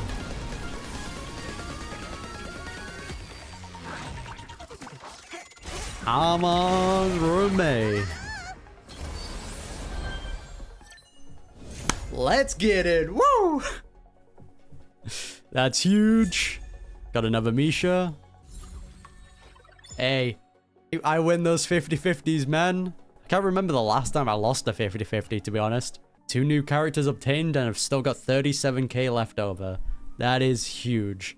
And then we can get 4 pulls from that. Easy, boys. Alright, Del, what do you got? I've prepared a gift for you, Dorothy. Check this out. Yeah, you trying to get a girl? Whoa, what a beautiful necklace. Is it made of cymophane? How did you know I love jewelry made of cymophane? It has the same purple hue as the necklace my dad gave my mom. I've never told anyone about it. How did you find out, Del? Yeah, you wouldn't find that creepy? It's like, wait, hold on a minute. How do you know about that? You stalking me? What's going on here? So... Go on. Will you go out with me? That did not answer her question. Yeah, so how did you find out about this very, like, important detail in my life? So, will you go out with me? Bro. Did not answer. Nope. I will. No, you got it. Well done, Del. I'm proud of you. Really? I mean, really? I never said yes before because I thought you had no idea what I liked. But this gift made me realize you were actually paying attention all along, trying to learn everything about me. So yes, I will. Hey, look, I'm not a master in relationships, right? But if you want someone to know what you like, just tell them. I know. Mind-blowing. Bro, how is someone gonna find out what you like if you've never told anyone anything? It should concern you that they know what you like. That gives off some weird vibes. Wonderful. My wish has actually come true. You didn't earn it though, did you, mate? You got information from someone else. So, shall we go, Dorothy? Let's go outside and enjoy the stunning views of the 12 hours. Sure. Yeah, let's go. Hey, wait until like later down the line when he doesn't know anything else that she likes. She's way too closed off by not saying what she likes. He gets his information from a third-party source that's a bit suspicious. Yeah, this ain't gonna work, Chief. That's a breakup waiting to happen. Hey, did you see that? What? The gray-haired one outside. Oh, what does? Don't look around, just focus on your drink. Oh, yeah, I guess we are a celebrity. That's what Marge told us anyway. Seriously, they look like a total lunatic. Whoa! Never mind. Is that her? Oh, I love the Trailblazer, man. Doing some like Titanic shenanigans. Alright, come on, you cannot show me that. I need to go see. Chirp chirp. Yeah, trying to save them. Origami bird. Hey, little birdie. Bro, no wonder we look like a lunatic, because only we can see the birds. They're invisible for everyone else. Come on. Or unless only the Astral Express can see the birds. Oh, calm down already. Everyone's staring at you. Okay, never mind. Only we can. No, it's not the best time to do that. Oh, come Sorry. on. I'll catch up with you later. This is the best time. Just scare the Trailblazer off. Going my way. Hey, free achievement. I'll take it. Yeah, you heard right. I've got him. Up to some shady biz? He's been hiding at the moment of soul in Penacony, using a fake identity. And he even posed as a professor at Paperfold Academy. Okay, Walker, I see what you're doing. I've made a deal with the family. I'll leave the extradition-related paperwork to you. How'd I find him? Well, let's just say I had some help from an influential figure. Don't ask for the details. Yeah, and what did you exchange for that information? 22 years. Yeah. 22 years of chasing this guy all over the cosmos. You know, never thought it'd end up like this. Right here. All those friends we made along the way. I'm gonna hang up for now, partner. I need to raise a glass to myself. Walker hangs up the phone, and a drop of fuel seeped out from his deep, metal-constructed eye sockets. Those were the tears of an Intellitron. All of their wishes actually did come true. Hey, I'm happy for you, Walker. But I just don't understand. How did she do it? And what does pawn really mean? I should go back and ask. Jade, we're back. I want that chest. So you're back, Miss Samuel. Hey, let's make a deal. We stop talking, I grab that chest, and then we begin talking again. Cool? Yeah. I found those people. And it seems their wishes did come true after visiting the Bon Jade Exchange. Firefly, you are very gullible. But I'm not sure what you want me to see. They all seem to be living fulfilled lives. I mean, what's stopping you from living a fulfilled life? Why do you have to give up everything to live? Not so fast. This step was just to show you that the Bon Jade Exchange is genuine. That I had the power to grant their wishes. And now, I'll tell you the price they paid. Alright, let's see what like organs they sold off. Del was from a wealthy family. He was head over heels for Dorothy and wanted to win her heart. So he made a deal with me. He put up his entire fortune in exchange for a gift that would impress Dorothy. Oof, my guy. Oof. It was a piece of cake for me, thanks to my IPC connections. However, Del will soon find himself evicted from the dreamscape. Yep. Because he can't afford his room. Whether he can bounce back from poverty, well, that depends on him. Hey, man, sometimes you gotta know when enough's enough, you know? Let's just hope that necklace will keep their relationship from crumbling. Probably not. She only dated him because he was able to figure out what she liked. That was only for one thing. Eventually, she's gonna want something else, and he ain't gonna have enough money to buy that information. Then there's Stacy, a lady with a gambling addiction. She wanted some serious luck, but she had nothing to offer. So I took something else instead. I took away all her close relationships. That's depressing. From the moment she stepped out of the Bon Jade Exchange, every casino in the cosmos would remember her name. But her parents and siblings would sever ties with her. That's actually depressing. And it would be impossible for Stacy to make any real friends again. Yo, what kind of fate-defying contracts do you make? Holy. She will accrue a vast wealth due to her good luck, but she'll never be able to use it for the people who truly matter to her. Why would you ever want that? As for Detective Walker, he spent 2 decades chasing down a wanted criminal for some heinous crime. But he never caught the guy. In his desperation, he came to me. Imagine if his deal was that he will always be just this bit away from capturing the criminal, but he always gets away. He offered his own memory system as collateral.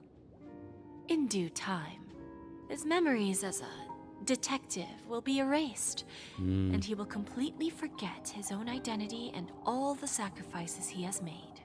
Well, I mean, if they agree to it, so be it, I guess. Interesting, don't you think? I fulfill people's desires and grant them favors, and soon they come back to me with even greater desires. Yeah, and then they become miserable. When people see others' desires get fulfilled, they develop their own desires. It seems like an endless cycle, but it does have a goal. In the end, I will get what I desire from this whirlpool. I'm sorry, if you hit any of that and you develop your own desire that wants to be fulfilled, you're a maniac. I heard all of that and I want to stay away from this woman. And patience happens to be one of my greatest strengths.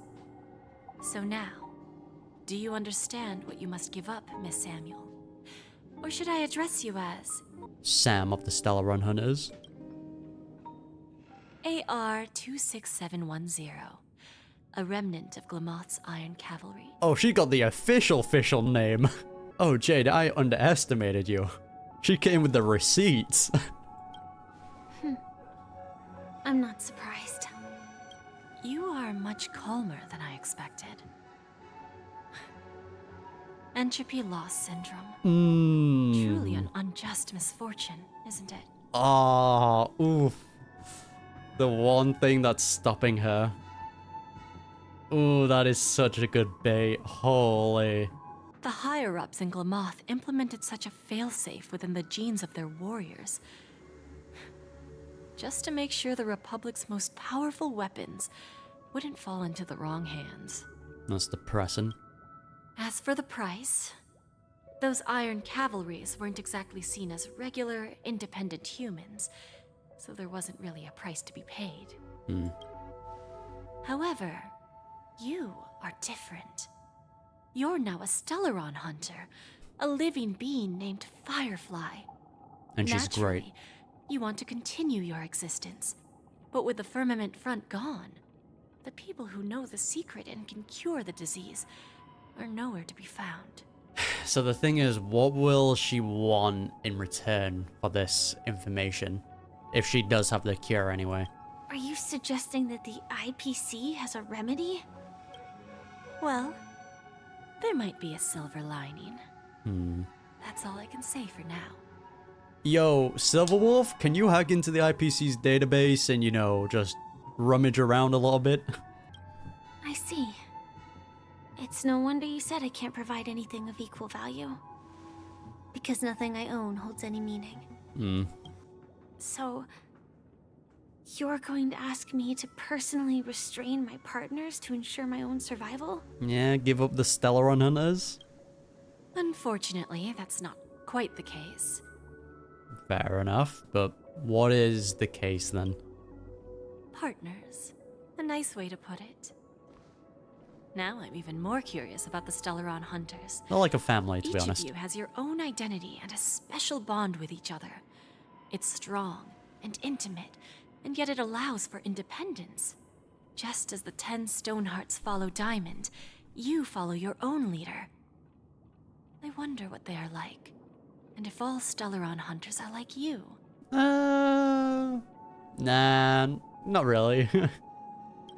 Traveling on the path of finality, but struggling against your destiny. Attempting to move in the opposite direction. Traveling on the path of finality, eh? Is that what Elio is? The Aeon of Finality, or what? So the Stellaron hunters follow the path of finality then. I really hope that one day, all of you will come and visit my pawn shop. I'll be waiting patiently for that day. Damn, okay. Can I see this as an invitation? From Diamond to the Stellaron hunters while keeping the IPC in the dark? Hey, if it means we get to work with the good IPC members, sure. Let's go for it. Consider it more of a personal offer from myself. It doesn't represent the IPC or the Strategic Investment Department. The Stellaron hunters have interacted with the IPC, but not the 10 Stonehearts. Our paths have never crossed. As for your offer, I can pass it along to my partners. But I have a question. Yeah, to be honest, the 10 Stonehearts seem like a lot of a better option to go for. Like, they actually seem like they're doing good things anyway. You know who I am. And you must know that my partner is keeping an eye on this room. If she wanted to, she could let the entirety of Purepoint know about it within a few mere seconds. Okay, the threats? What drives you to take such a risk and extend this invitation on behalf of Diamond, even if it could lead to your downfall? Hey, as she puts it, it's an investment. Simply put, you and I are the same. Really now? However, unlike you Stellaron hunters or the Astral Express, we band together merely to obtain what we want. Hey, so I get kind of like a sneak peek at everyone else. Who is this? I'm guessing this is going to be the next Stoneheart character that we get, since he's the most, like, visible out of the background characters. I mean, we've also got this geezer as well, so... But yeah, in terms of everyone, he's probably going to be next. Each of us has our own past and destined ends. And on this journey, we have been invited by Diamond to join him. Imagine if Diamond is just this. Just a literal diamond. This journey could be either brief or long, as each of us carries a void in our hearts that can only be filled from the outside. Okay. So, Diamond made us a promise. To divide the power of the Emanator of Preservation into 10 pieces, and give each of us a cornerstone to fill that void. Ah, okay, so that's why they refer to the cornerstones as their life, pretty much. Mortal flesh is fragile, yet my heart is unyielding like the monolith. For without this resolve, the way of preservation would fade into oblivion. So, you understand? This pledge goes beyond a mere oath. It's our collateral in exchange for opportunities, wealth, survival, and a future. That is very interesting, though. I kind of like how they're approaching that. And whatever we gain from it will fortify the Stonehearts in return, allowing us to achieve the great cause of the preservation when the war among the eons eventually comes. I'm sorry, what? The war against the what now? I'm sorry, you can't just drop that bombshell on us. When the war amongst the eons eventually comes. That's some pretty big information. I understand. Take your time, child. Interesting. You don't need to give me an immediate answer. Like I said, patience is one of my greatest strengths. If fate turns that page, our paths will cross again. Yeah, they're definitely gonna meet again. It's a shame, though, that this pawn shop can't give me what I desire. My last attempt in Penacony. Well, it ends with hope. Yeah, I mean, it's already said in the script that she's gonna get a reward, so she's gonna gain something from this. Nope. Lady Bon Jade? Hello, Walker. I've come to deliver the collaterals promised. Hey, Walker, good luck, my guy. No, I want that chest in the room. Give it to me, please. Turns out, the meeting to decide the future of Penacony went much smoother than expected. With little debate. I am so glad they are giving us more voice lines for the Trailblazer. The Charmy Festival's opening ceremony is starting soon. I should head down and take a look. Alright, you little gremlin. Let's get it. This airship has quite a few treasures. A bountiful harvest. Just seems like she's having so much fun with it. Yeah, dude. That's cool. You recall a classic Penaconian romance film, where a kindred companion is standing beside you, promising you that if you jump, I'll jump too. While jumping off the edge, plop you right in front of Miss Robin and Mr. Sunday. You recall the first time you dived into the dream and how you plummeted into the golden hour. You can't help but smile. Oh yeah, when we got Yamcha'd, my heart will go on. Yeah, the Titanic references. Yo, Boot Hill? Remember, I can take you out with just one shot whenever I choose. Can you though? Aventurine is very lucky. Oh, that'd be my honor. Don't worry, I hate cheating at the table. You better. Ah, look who's here. The What's great up? hero of the Astral Express. The most dazzling trailblazer in all of Penacony. Please, Aventurine. You flatter me. Oh, you're here too. Long time no see, friend. Hello, Boot Hill. Yeah, do you always compliment everyone you meet, Aventurine? Merely a greeting of platitudes. As long as you and I have an understanding. Let's set aside those under-the-table dealings for now, partner. Don't want to spoil the festive mood of the Charmy Festival. Fair enough. Oh, I agree. Now let's congratulate Miss Trailblazer. I hear the family intends to thank the crew at the Charmy Festival. It's a real pity I can't personally be there to witness this. Stuck in bed. Yeah, you should have left in a hurry, Aventurine. Well, my job was just to give the IPC an opening. Other things aside, I think I did a pretty good job at achieving this. Oh, 100%. Well, you were at Dreamflux Reef, we were actually close by. You wouldn't have been able to dig up so much dirty information without the help of a knowledgeable friend. Oh yeah, because Welt recorded his information with Sunday and the Dream Master, and then he handed that over to the IPC. But that emanator didn't pull any punches. My body couldn't hold out too long. Otherwise, this would have been settled in a much cleaner manner. Acheron screwed him up. Yeah, I'd like to thank you for all your help in the battle, cowboy. No problem. Punishing the wicked and eradicating evil is a top priority. Would have been strange if we sat it out. Fudge, yeah. Making an entrance like that, us Galaxy Rangers are making a comeback. Reckon you'll meet quite a few followers of the hunt on your journey. Nice. Do me a favor, pass on my regards, will ya? Some more future Galaxy Rangers that we get to have playable, hopefully. Yeah, so what were you guys chatting about? Forget it. I'm not one to beat around the bush. I've got a score to settle with a high-ranking executive fella named Oswaldo Schneider. And this flamboyant fella here can help me find him. I can't remember, was Oswaldo also the one that was in charge of Aventurine's home planet? Because if so, this would make a lot more sense for their team up. The feud between the Marketing Development Department and the Strategic Investment Department is well known across the cosmos. But what I didn't expect was the involvement of the Galaxy Rangers in this feud. Actually, I'm just going to look that up now.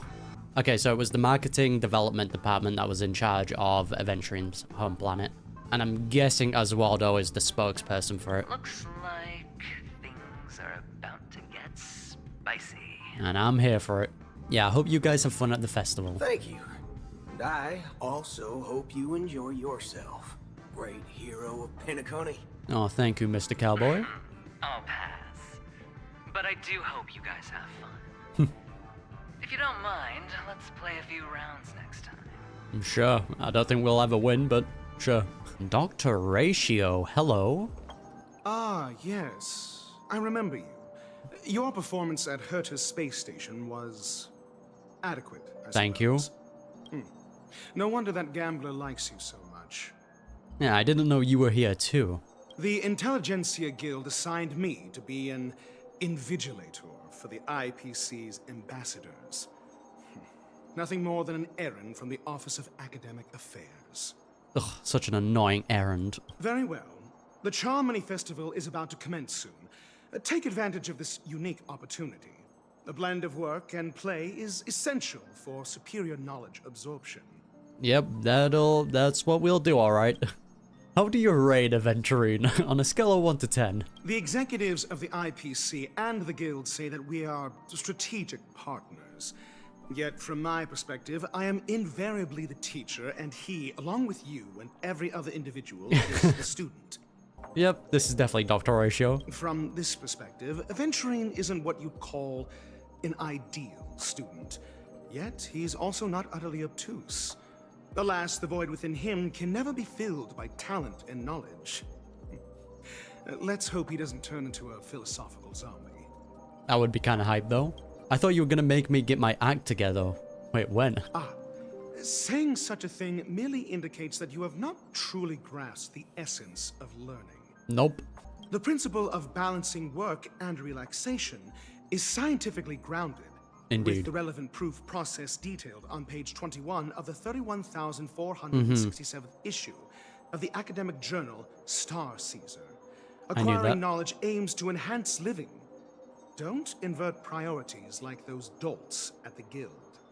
Understood, teacher. I hope you have fun at the festival. Then you'll excuse me. You have been excused. Just meeting everyone, aren't we? Topaz. What's up, gang? Well, if it isn't my old friend. It hasn't been long, and yet, here we are again. How are you? A lot of emotions. Hello, Numby, you adorable little thing. Dead tired. That's what I thought. I heard you guys pulled off a big stunt, cutting down the Oak family in one fell swoop. Yep, we definitely did. Such a pity I couldn't be there, or else I would have lent a helping hand. Look how bustling this ship is. Not bad. Someday when I'm less tied up, I plan to host a grand party on my eco-ship, and you'll all be on the guest list. Sick, we're in. Yeah, I want to ask a question about that transform. Are you also able to transform yourself? Transform? What are you saying? Maybe not then. Is that just a thing that Aventurine can do? Oh, I understand now. You're referring to Aventurine's cornerstone, right? No. Sorry. Compared to him, my ability is not as visual. Boo. Guess there is no harm telling you. The abilities of the 10 Stonehearts' cornerstones are all different. Makes sense. Some can even read your thoughts, grasp your desires. So, be careful. I mean, the desire one is definitely Jade's. The read your thoughts, maybe that she's talking about herself there. Now that I think about it, it was good that Bronya got there when she did in Bellabog. If she came any later, we probably wouldn't have ended up as friends. I mean, we probably would have, to be honest.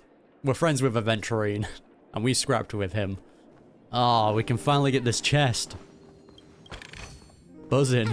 Hey there, lively lady. Welcome to the Bon Jade Exchange. What should I call you? My name is March 7th. No problem. Let's just use this name. Sure. So, Miss March 7th, what do you wish for? And what are you willing to sacrifice for it? I mean, she 100% already knows our name. Like, there's no doubt about that. All of these are definitely interesting, but I want to hear what she says when I say revive Akavili. See if we get any, like, information. Oh, this is your wish. Don't hit me with, like, oh, but Akavili's already been revived. It's the way of the Trailblaze. Lady Bon Jade doesn't even blink. You're guessing she doesn't have any sense of humor. Hey, I'm actually curious. Sounds simple enough. Very pragmatic. Then, let's discuss the cost. That's simple? No way, this is the end game already? The game just ends. I wouldn't be too worried. To fulfill this wish, the thing I need is simple. The tail of an animal. Yeah, what animal? Well, it's a two-legged animal with black fur, a round head, and long ears. It's omnivorous and is prone to mood swings. Most importantly, it has mastered the human language and can communicate. Okay. Bring its tail to me as collateral, and your dreams will come true. Thing probably don't even exist, does it? It seems like Lady Bon Jade is not without a sense of humor. You have to admit, her skill in using dark humor is superior to yours. Hopefully, there are scissors on it. Oh wait, Pom Pom? Oh, bro. I just realized she was talking. I was thinking of like every other creature in this game. I was like, who is she talking about? Which is interesting though, as much as it is a joke. Because I don't think that's a joke. I feel like Pom Pom has something to do with Akavili. Interesting. And she said it was easy. May fate bring us together again, Miss Trailblazer. Who? Who's that? Lady Bon Jade stares at you, seemingly piercing through all your desires and thoughts. Ah, Agenti, do you actually have your voice lines this time? No, you do not. What's going on with Agenti, man? Why do they keep forgetting his voice lines? We meet again, my dear friend. Your journey of beauty is even more elegant than mine. My most sincere regards to you. When will I be able to unlock a new path then? Unlock? An elegant and picturesque choice of words. Yet you have already set forth on the path of beauty. I have heard of your valiant deed in leading others to vanquish the omen of evil. Though the tale bears a tinge of regret, you have undoubtedly championed beauty and justice. May a driller smile upon you. The omen of evil? If an admirer of beauty gets lost in the pursuit of power, they risk descending into the omen of evil, a form which is neither human nor beast. Although Mr. Sunday did not cross paths with the path of beauty, his actions were no different from the omen of evil, a lamentable soul lost on the path of righteousness, truly a matter of deep regret. Why were you not there during the final battle?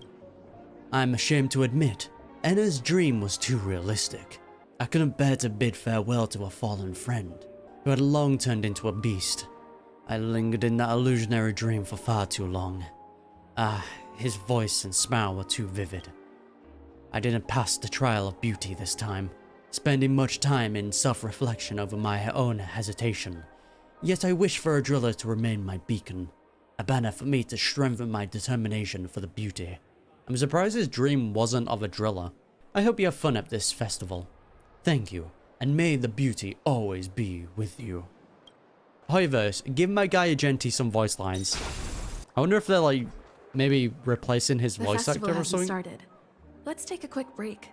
Hi, we meet again. Oh, Firefly, you finally appear. Who's that? It's really you. I knew I didn't get the wrong person. Hello, Firefly. You mistook someone else for me? It was you. I saw you opening treasure chests, hitting balloons, and playing dreamy slots. I don't think I'm mistaken. Right? Oh, called out, dude. There's still some time before the Charmy Festival starts. Do you want to chat? Sure. You walk and talk with Firefly, stopping in your tracks when Ma comes into view. 2 murder cases, a showdown with the IPC's ambassadors, the legacy of the nameless, and a remnant of the Order who wishes to replace an Eon-created paradise with a dream. Wild. You guys even ended up shattering the dream. It's truly been quite a vacation.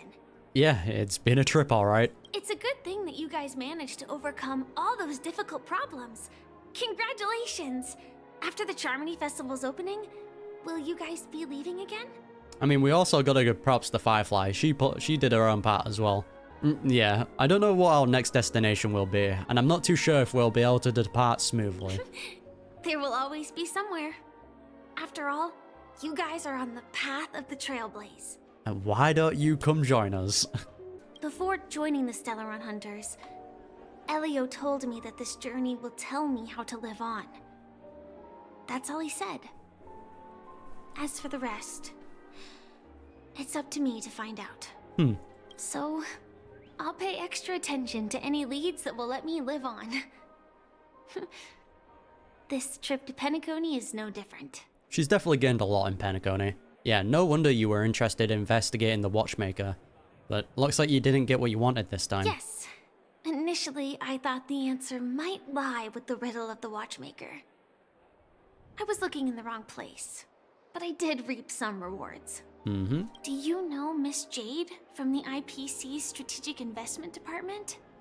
Bon Jade Exchange belongs to her. Yeah, we ran into her.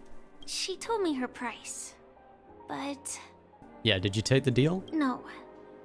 But what she wanted wasn't my answer either. Of course, I want to live on. But... what fate owes me?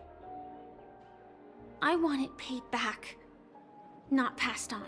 Fair enough. No one else should be involved because this is a grudge between me and fate. Hey, I wish you luck. Speaking of which, actually, I feel that I still owe you a formal apology for that matter with the performer of the Iris family. Oh, when we first met her. Okay. Even the smallest of lies can turn into a betrayal as sharp as a blade. I'm sorry. Yeah, I don't think that was an issue at all. Yeah, I never felt hurt by this. Really? Then it seems what Kafka taught me was correct. Okay, she been talking about us? To me, hiding is much easier than being honest. Yet, I still want to try expressing my emotions as any ordinary person would. Hey, you gotta start somewhere. It's that girl! Oh. Get moving! Oh no, it's you guys. Before the Charmy Festival's opening ceremony starts! It's the two from the beginning. Oh no, Firefly. I can't believe they've chased me this far. Looks like we have to say our goodbyes. Don't worry about me, just go and enjoy the ceremony. But our date, no. The script hasn't reached its end yet. We will meet again. Yes. Great. I hope she's okay. But if it's only those two hounds again, she'll probably be fine. Yeah, bunch of nobodies. I'll send a message later to check in on her. Let's go attend the Charmy Festival first. Yeah, they're just the throwaway guards. Just to be made fun of. Let's take a seat here. Everything is settled. But there's still some time left. Maybe I should take a walk. Wait for the opening ceremony to start. Forget it. I've done enough walking around already. Let's take a seat and rest for a while. Yeah, I mean, we can get all the chests later. We can vibe next to the trotters. Oh, there's the message. It's me, Firefly. I've got it all handled. Don't worry, I didn't do anything rash. I've hidden myself away. It's a pity I won't be able to see Miss Robin perform. Hey, maybe we can record it. Huh? Looks like I don't have to worry about her. Let's wait for the opening ceremony to start. I think we have to worry about this trotter. Poor thing needs help. Sometime later. Oh my god, Miss Robin! I'm such a big fan! Hey, Miss Robin! Hey, Miss Robin! Over here, Miss Robin! Miss Robin! Oh, Miss Robin! Robin! Robin! Glory to the family! Whoa, Robin! Whoa! Oh my god!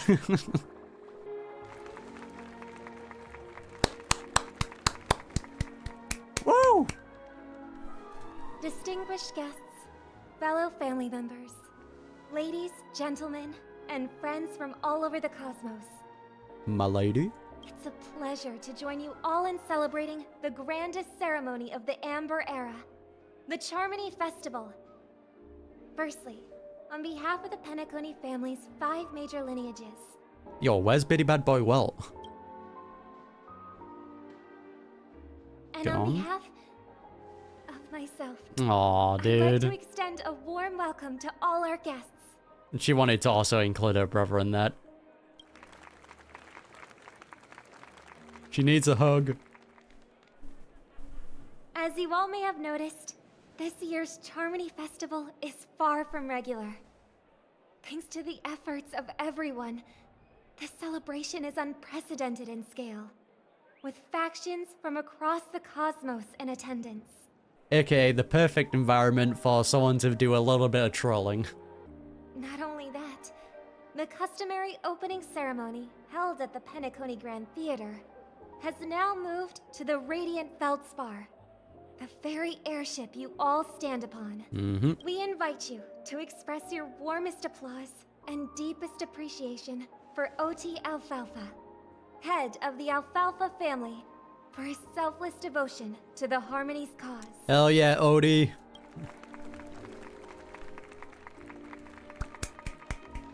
What makes this festival so uniquely significant? As is widely known, the Radiant Felspar had to halt its voyage due to an anomaly in the Sweet Dream, sparking widespread discussion in the 12 hours. Man, now imagine walking into this room at night, like all the lights are out, and just seeing these two moving.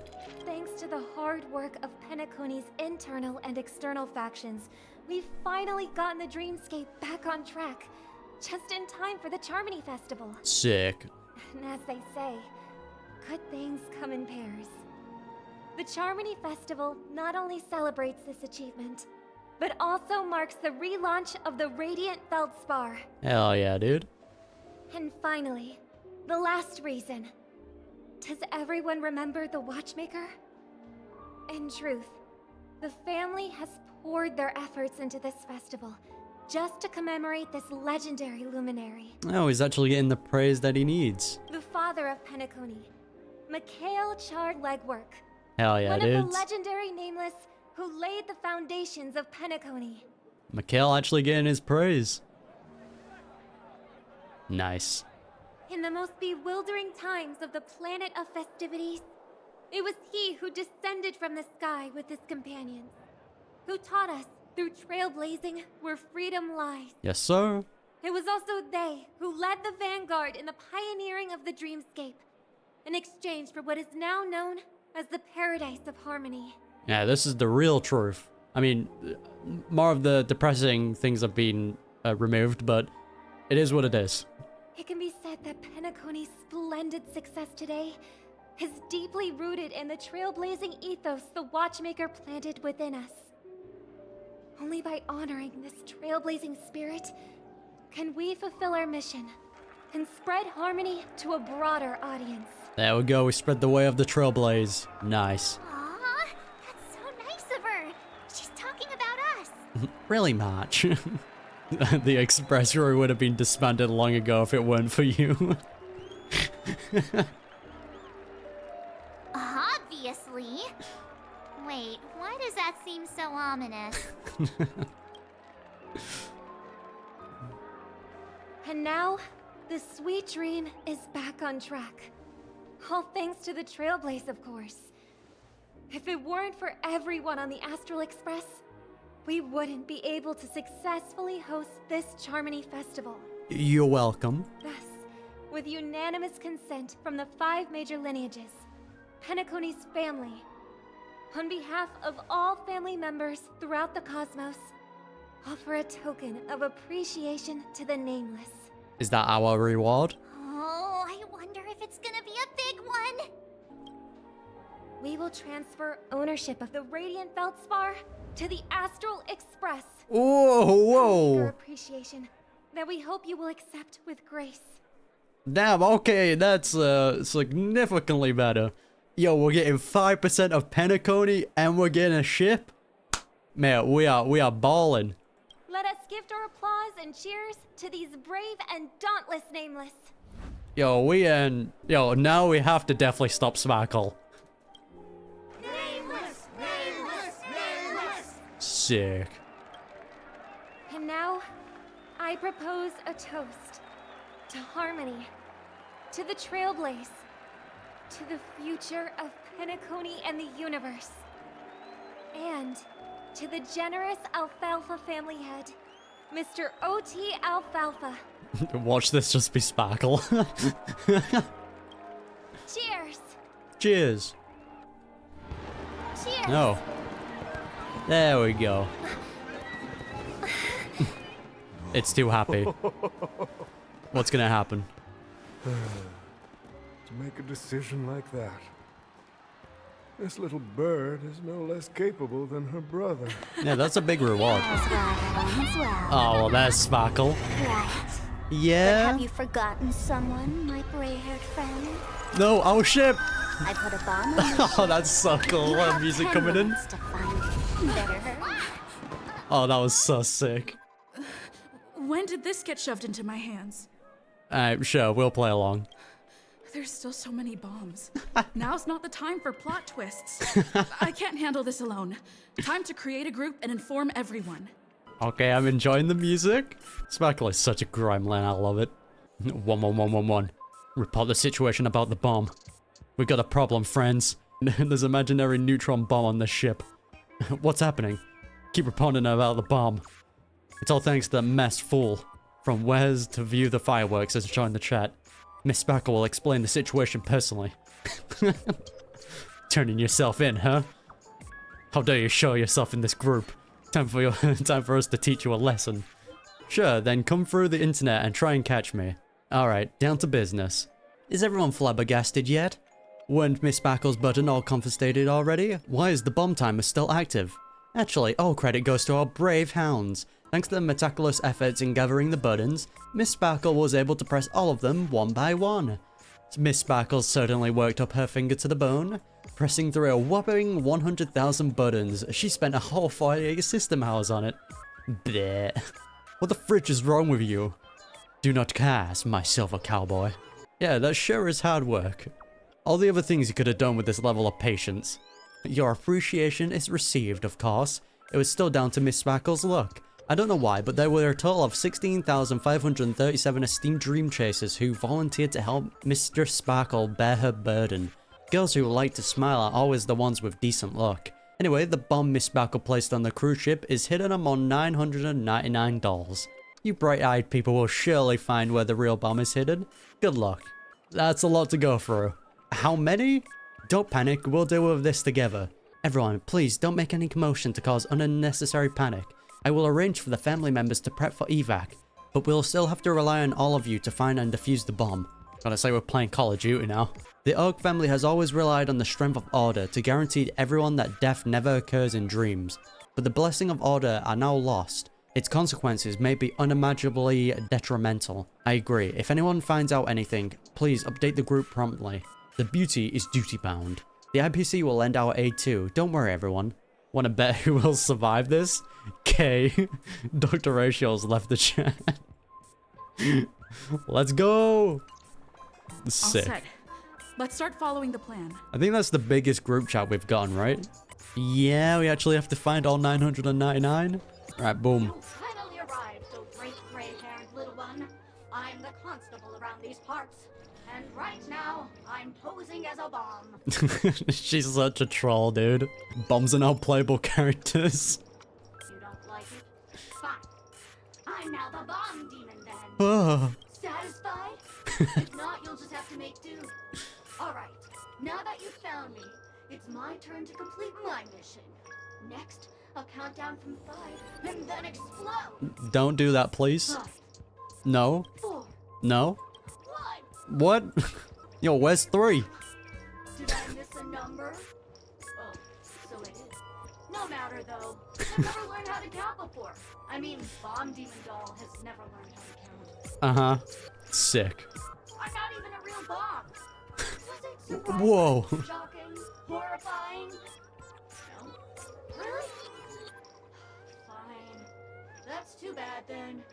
You really ought to learn how to win a girl over. Bro, what are you on about? This constable doll finally falls silent. You open it up, more like tear it apart.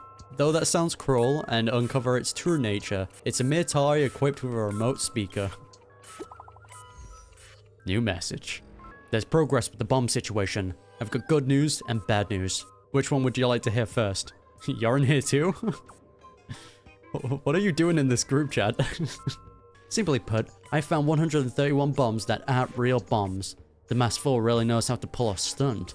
Don't worry, process of elimination is a problem-solving tactic. The evacuation of the family is underway here. The bloodhounds are hot on the investigation trail. Keep it up, everyone. At least I made some progress. Gotta keep working at it. Yeah, we found a total of 1 fake bomb. Black Swan has found like 131. This Fumeur doll is a Sparkle lookalike. According to the book, compilation of Sparkle's vocabulary in the modern of contemporary times, the term Fumeur was coined in 2005 AE on the Sparkle planet in the Sparkle star system. Its original meaning is fluffy. Nowadays, the inhabitants of Sparkle planet often use Fumeur especially to refer to plush dolls. In other words, Fumeur dolls translates to fluffy doll. It may sound peculiar, but considering its Sparkle origin, it actually makes a lot of sense. This Fumeur doll is staring right at you. Stare back. This Fumeur doll continues to stare right at you. Continue to stare back. This Fumeur's doll eyes never blink. Honestly, if they did, it would be quite unsettling. Anyway, it's just an ordinary plush toy. Can you really expect it to utter a single word? Keep staring at it. It must be pointed out that this doll has no suspicious features at all. It excludes from within an aura befitting of a Fumeur doll, not that of an imaginary neutron bomb. Which means there is no need to bother it anymore. It makes both you and the doll appear rather pitiful. It's best to promptly put an end to this farce. Sick. Damn gum whoopaboo, I give up. What's wrong, Silver Cowboy? I found 217 talking dolls. I mean, they look adorable. And that's after I got help from the hounds and that man with a plaster head. Who knows when we'll find them all if we looked for them ourselves. That's a shame. Knowing the Force habit, I'm afraid we're gonna have to keep filtering through the wrong answers. Don't fret, the beauty will guide us. I love how everyone else is finding like significantly more dolls than us. We meet again. I am Penacony's famed detective. Is that so? Got yourself into a pickle? I'm more than happy to help. But unfortunately, I'm preoccupied with a couple of unsolved cases. So, you'll have to wait your turn. But, Detective, this is urgent. Yeah, I need your help finding a bomb. Right. It completely slipped my mind. Dr. Boom specializes in explosives. Doctor Who? I need your help, miss.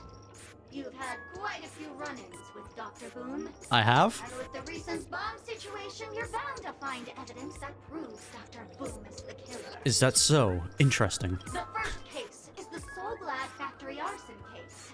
We found a hammer, a doll, and half a liter of unidentified fluid at the scene of the crime. Unidentified fluid? Okay. Red herring. This is quite an interesting case indeed. The second case is the Blue Hour auction robbery. A gang of masked thugs broke in, stole a fragment of the Astral Express, No. left behind a large hammer, a doll, and a half-dead red herring at the scene. Interesting. So there's a pattern to these crimes. Those are all the details. The way I see it, there must be a link between these two cases that will be the key to exposing Dr. Boom. But what is it? I trust in your deduction. Which piece of evidence do you think is the deciding one? Isn't it obvious? It's you! You are at both of the crime scenes. Correct answer! You're good, gray hair. Your mind is pretty sharp. Thank you, Detective. Seeing as you've put in so much effort, I'll throw you a bone. The bomb's not here. This is only a prank I've craftily set up. Hurry, time's running out. You better find that real bomb quickly. Will do. I kinda like how, like, these look like blades.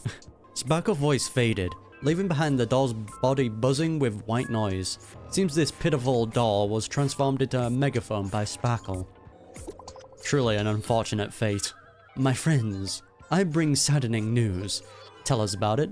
This trial of beauty is especially dangerous. I found 145 adorable dolls, but thought they were the fool's bombs. Is this really not the trial of elation or something? No matter what, please be patient, everyone. I have a feeling that as long as our virtuous patience can persuade a driller with sincere conviction, even the most difficult of problems will be resolved. Mr. Argenti is right. Everyone, don't let your guard down. We're getting there slowly but surely, boys. Hello, lovely actor. You can call me the Director Doll. I often use this name in film credits. Hello, director. If you didn't know, I'm the one who directed the entire farce in Penacony. Whoa. As the leading lady of the show, what did you think? Feel free to share your thoughts. It was pretty entertaining, I've gotta say, 10 out of 10. Well, actually, due to the current plot requirements, you're only allowed to say one line. Okay. Please try and resist the urge to share your thoughts. Sorry, I've already shed my thoughts. Yeah, what about the action scene where Acheron had to escape the family? Who's that? Nah, man. Since you're done asking questions and I'm done answering, What do you mean, who's that? I must reveal to you the fact that there's no bomb here at all, thus causing you to want to pick yourself Great. spending this whole time listening to me prattling on, after which we will part ways. Yeah, seems about right. But don't fret, I've also prepared a gift for you. A dream bubble that has the thrilling life and death moments I shared with a beautiful memo keeper. Oh. If you haven't seen it yet, you should hurry up and look for Dr. Edward. Sure. I'll take it. The harmless chatterbox plush doll bows affectionately to you, blowing you a kiss before bounding away. Damn, alright. Vanishing into the depths of the cabin with joyful leaps. Sure. The IPC Special Investigations team is wrapping up here. We found a total of $329, but no bomb. Thought I'll drop this update with you guys. Even you guys can't do anything about it? Holy fucking shirt balls. This is gonna be a killer. Don't give up. We're so close to 999. The express crew is also about to be done. Keep up the good work, everyone. I'll be taking over the evac team now. Good luck, everyone. Found you. Hello, I'm a bomb. Sick. There's still some time before I explode, so you can take a look around first. This is a full bomb. I don't believe it. Alright, I'll go take a look around then. That's no problem, of course. But if you don't want to go too far, I can also play a soothing tune for you in case you get bored. Sure. Now playing Never Give Up, Never God damn it. by the trending superstar Astrictly from the Epsilon 12 system. Yeah, we're getting rickrolled even now? Okay, dude. What a troll. Oh, hang on. Penacony's family have not purchased the rights to this song. We can't play it here. How about this? I'll recite it for you. Next up, please enjoy a recital of Never Give Up, Never Surrender. Yeah, dude. Oh, aha! If you ask me how I feel about you, don't tell me that you pretend not to see. This is beautiful. They will never give you up, never make you sad. God damn it, no! They will never give you up, never make you cry. Never gonna say goodbye? They will never say goodbye to you, never tell lies. Praise, aha! God, man, the Star Rail dev team are just having so much fun with this. After the almost tearful exclamation of praise aha, all that's left in the doll's mouth is the lingering echoes of irritating cassette tape. Turns out that it isn't a bomb after all, but a vintage tape recorder. We got absolutely nowhere. Good news, we found the remaining 172 dolls here, but they're also just dolls. What's going on? That girl is pulling a fast one on us. Long time no see, everyone! Miss Sparkle is delighted that everyone is busying themselves over her, and so she had me deliver a message. Yeah, why are you here again? I didn't add you to the group.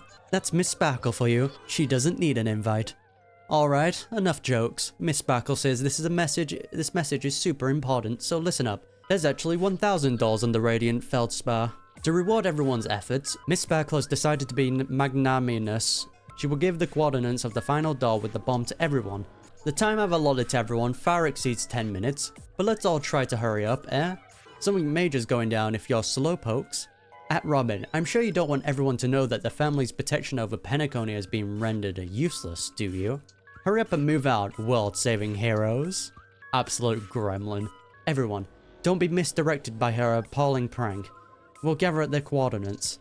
When we catch her, we'll definitely teach her a lesson she won't soon forget. Not much time left. I hope I make it. Alright. Gotta go for it. God, we need to be playing I Need a Hero over this. Oh, is Firefly gonna take the final bomb? Is that a Firefly? Oh, that's gonna be her third definite. 28 minutes, 46 seconds. 28 minutes, 45 seconds. Hey, we've got enough time. You're here. Hello. Sparkle, eat my bat. Don't come close. This bomb is very dangerous. And I'm the real Firefly. I'm just trolling. Since you're here, I'll just keep it short. Just over half an hour ago, I received a message from an unknown sender and rushed here as soon as I could. 27 minutes, 52 seconds. 27 minutes, 51 seconds. Yeah, guys, how about we just, pick this up and then throw it off the edge? True bomb doll. The sweet dream has lost the protection of the Order.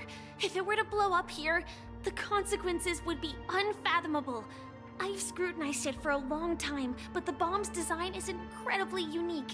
as if it's been locked by some mysterious path force. Yeah, a hat being a troll? Apart from its creator, I fear no one knows how to deactivate it. Just throw it off the edge then. Mummy, I don't want to die. I don't think she'll like that. Actually, there might be another way. What? Oh, don't bring in the music. You still remember, the script said that I will experience death 3 times in the Land of Dreams. Indeed. That's what you're gonna do? Sacrifice yourself? I think this moment heralds the 3rd time. Yeah, but isn't the protection gone? Technically she wasn't under the protection, right? Since she was a stowaway? How does that work? I can't remember. Like I said earlier, now's not the time for plot twists. Who could have seen this coming? You may already know that I have no way of evoking dreams. I employ a Stellaron Hunter's special method in order to enter dreams instead. This allows me to perform feats that typical dream chasers can't. So I wonder if she's technically still able to survive then.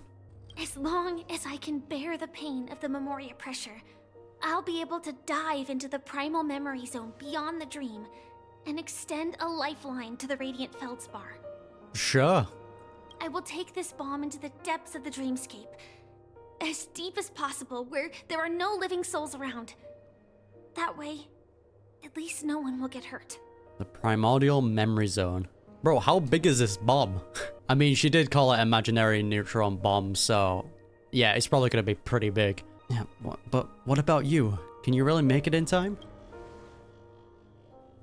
I don't want to lose you. Don't worry. I believe that this Firefly armor will be enough to take me to where I need to go before the countdown ends. And maybe even make it back safely. Okay, so pretty much stop talking and get this done as soon as possible. At present, this is our best and most logical course of action. After all, a long story deserves a happy ending. Yeah, Penacony better end on a happy ending. I have some words to share with you, though they were spoken to me by Miss Acheron. She said that the so-called impossible is merely something that is yet to happen. Great words. At the moment, there are so many things that seem impossible, but are they really never going to happen? Maybe it's just that the moment to disprove these impossibilities hasn't arrived yet. Okay, I respect it. Whether it be a literal ending, it's a good mindset. Suffering akin to death, or a harrowing deathscape. Before the appointed destination arrives, they are all the same. Yet I can still make myriad choices. I also firmly believe that when that moment arrives for us to make a choice, the answer to our end will already be within our hearts. Nice. That's a nice little message.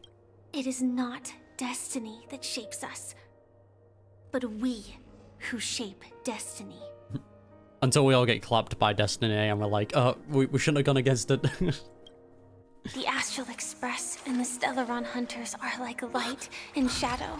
But we work together. We walk on different paths, intertwined, moving forward and growing together. Oh, bringing in the lyrics as well. Maybe the end is predestined. Come on, man. But it is not today. Since things are going too well, let's speed up the countdown. Ah, what a troll, man. Human life is short, just like fireflies to a flame. So if you have an answer in your heart, always remember, don't leave with any regrets. What a goat, dude. You have this right. Oh, man. Oh, is this the mysterious song they were talking about?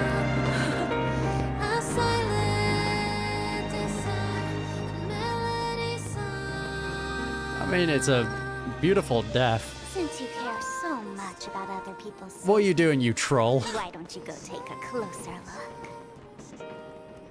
Right, why are you so close, man? Help! You see, everything is sick, dude. Hey, we're getting princess carried. And realize them in unimaginable unimaginable ways. Yo, Sparkle's the best wingman, man. If the result was a sweet illusion or a bitter reality. It was an answer we longed for, day and night. Bro, no one was worried. So, why do people choose to slumber? That's so cute, dude. Because in the end, we will wake up from our dreams. Damn, man. What a great ending to that. So yeah, that was the 4th Robin song that we're talking about. Yeah, Akron? Ah, okay. Paying respects to the nameless.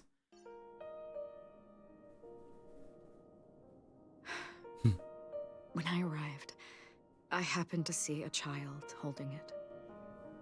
He said the flowers were prepared by Aunt Jessie for the watchmaker and the war comrade he'd missed his whole life. Bro, I love how everyone was just kind of doing their own thing. Like, in the group chat, they're all, like, panicking about trying to find the last bomb. And then in the cutscene, they're just having a drink, you know, playing pool. Well, no one was worried. I think we were the only ones that was being pranked. But yeah, I'll say it again, Sparkle, what a wingman, man. Mikhail would place 2 bunches of flowers here year after year. And after he left, it became 3. Aww. Your wishes will always be remembered by someone. Yeah, we can carry those wishes along as well. Now, Penacony, as you hoped, has welcomed the dawn after a long, dark night. The path forward may not be a bed of roses, but at least people are prepared to step forth towards freedom. Yes, sir. Tiernan, you can go home now. Oh man. I mean, respect to Tiernan as well. Respect to all of them anyway. While the Nameless are also preparing for the next stop of their voyage. What's up? Just pulling up on everyone. But before leaving, we still have one last thing to do. To say goodbye to you, we've come to say goodbye to Gallagher, we've come to say goodbye to the old Nameless. Bro, where is the option to say all of the above? Yeah, I've got to prioritize Akron.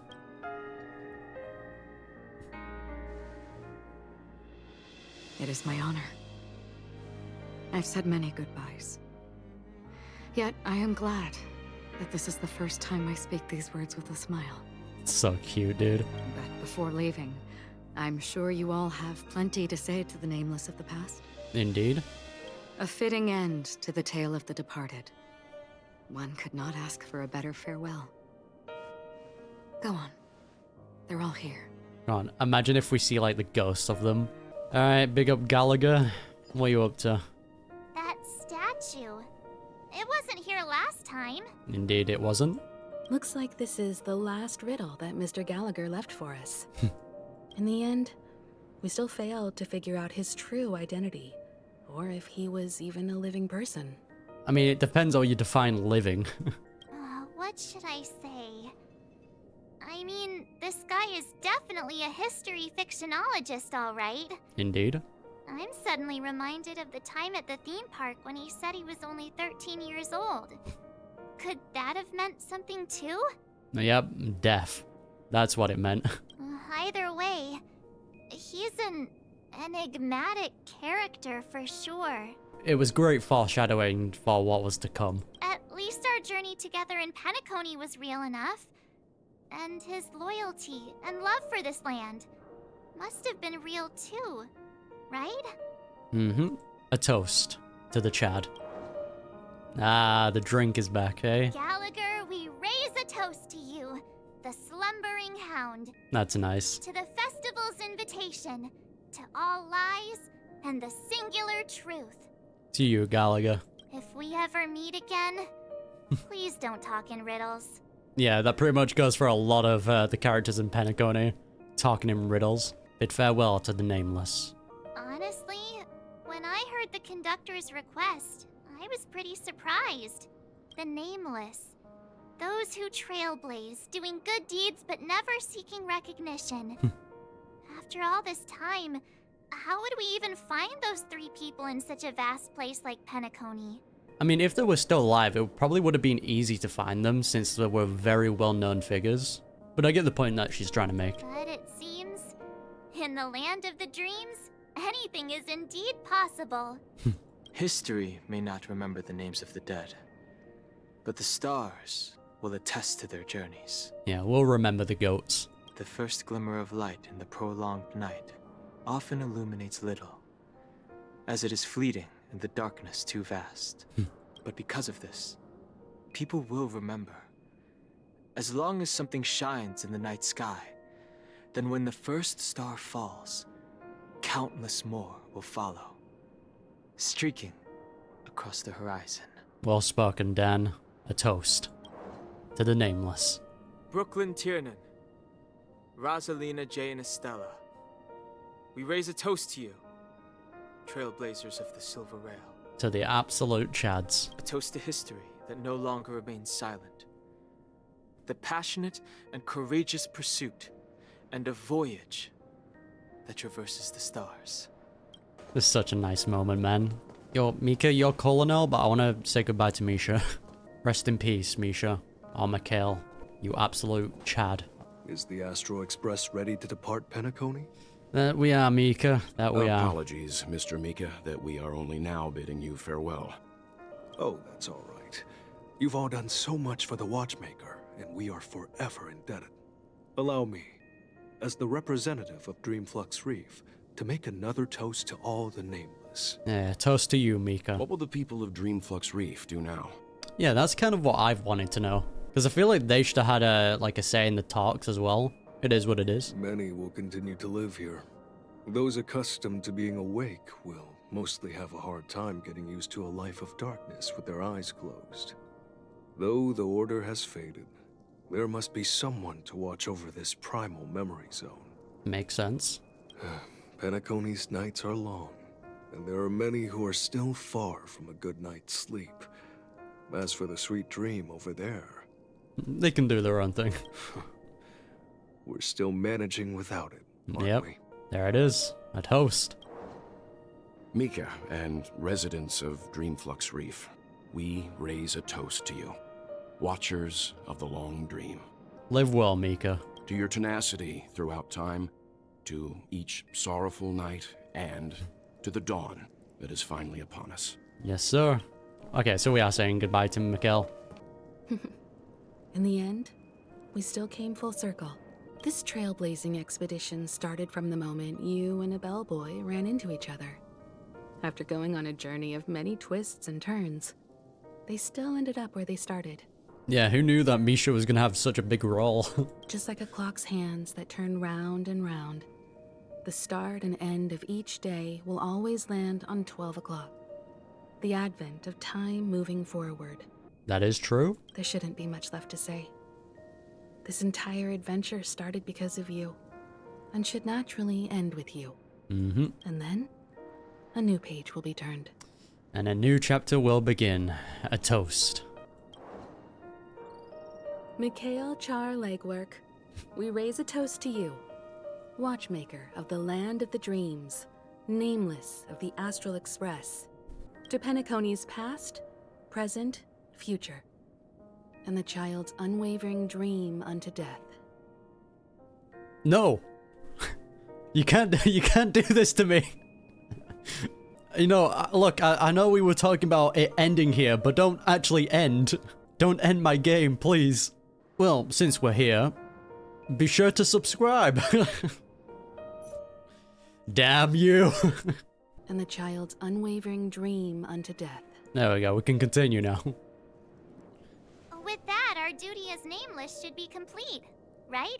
Our duty is never completed, March. There is still a lot left for us to do. The Trailblaze can illuminate the way. But ultimately, the future of a world belongs to those who live in it.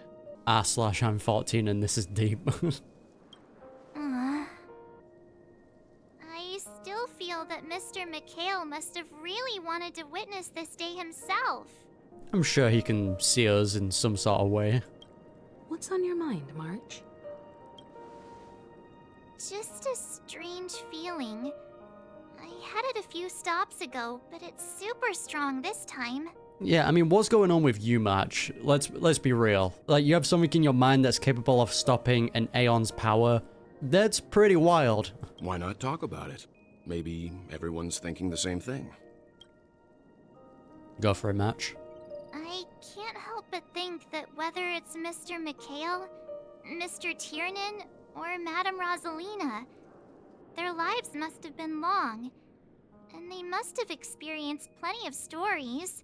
They have indeed. They were also young once, stumbling and bumbling around just like us, getting into scraps and mischief, that sort of stuff. Companions, enemies, journeys, adventures, all the sad and happy memories. The everyday that we're used to, they've lived through them too. And one day we're gonna die as well. Is that where you're going with this? But those things are all in the past. Yeah, you're awfully sentimental today. That's just mean. Yeah, one day our stories will also be a part of our past. Yeah, maybe that's the precise thing I can't let go of. Look, normally I'm all for making fun of March, but now's just not the time. It'll be easier to understand if I use an analogy. Go for it. Like when you're reading a book. If one of its characters keeps running into obstacles and experiences an ending full of regrets, we're bound to feel a bit mixed about it, right? Indeed. Yeah, I could understand, but I feel mixed too. Because we've seen every nook and cranny of their lives, we see these people as special. Mm-hmm. So, even if there are parts of it that aren't really realistic nor logical, we still hope that their story gets a good ending when it comes. Yeah, which is why I'm kind of worried about continuing this story, because I don't think we're going to be getting a good ending, you know? I have a feeling it's going to be quite tragic.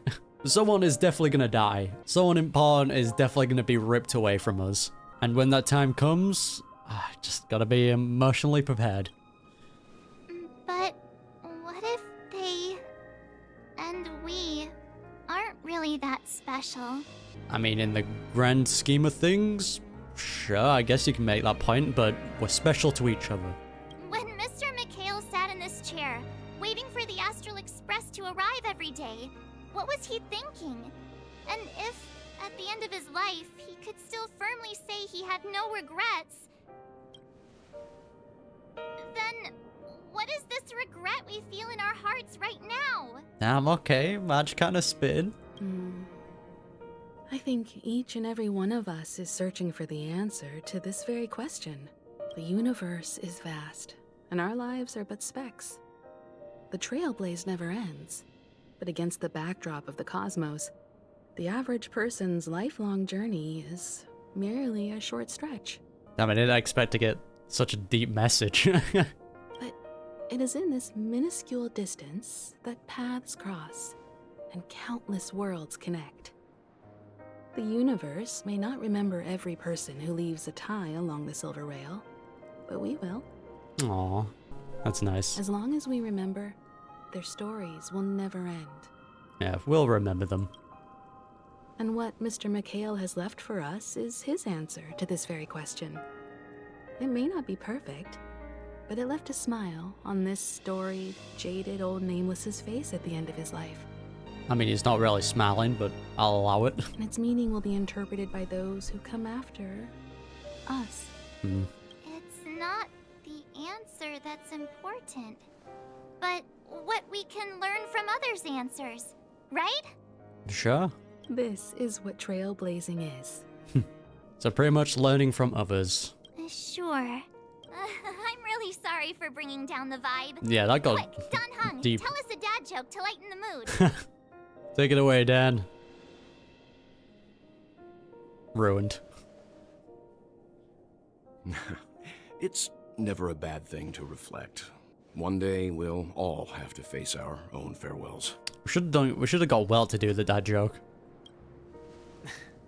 But before that, we still have a long way ahead of us together. Indeed we do, Dan. So the most important thing right now is to tell the conductor what we saw in Penacony. Hey, and whilst we're at it, guys, I know it might seem weird, but can you help me hold down Pom Pom and I can grab his tail? Also, cut off his tail and, you know, give it to a certain Jade, but it's all for a good cause, trust me. Then prepare ourselves for our next trailblazing destination. And what would that be? I should get back to the Express. Or maybe I could say my final goodbye to Acheron. We're definitely doing that. Do you still remember when we first arrived in Penacony? Who would have thought our paths would cross in such a way? Yeah, if you brutally murdered us, yeah, sure. Yeah, who exactly are you? Come to think of it, I didn't even get a chance to formally introduce myself. Oh, is she actually gonna tell us her name? Simply put, I'm a self-annihilator who was cursed by the Nihility. My hometown was destroyed a long time ago, and the whole world was erased beneath their shadow. Yeah, but we kind of wanted you to tell us what your name was. I mean, we personally already know it, but wanted the Trailblazers to know. In order to fight against the cruel end of self-destruction, I went on a journey in search of a way to sever the chains of the Nihility. After a long and grueling search, I am convinced that my destination lies within the depths of the dark web, where reality and the Nihility are separate. In there lurks a secret called Device 9. One day, I'll reach it. Alright, didn't expect the Device 9 name drop, but okay. Yeah, will we meet again? The ocean of stars is vast. And given our destinations, I'm afraid our paths may not cross again. No. Nah, lies. We will. But the trailblazing expedition ahead is always full of unknowns. And my blade is sharp enough to sever fate. As long as we maintain our original resolve, I believe there will come a day where we will meet again.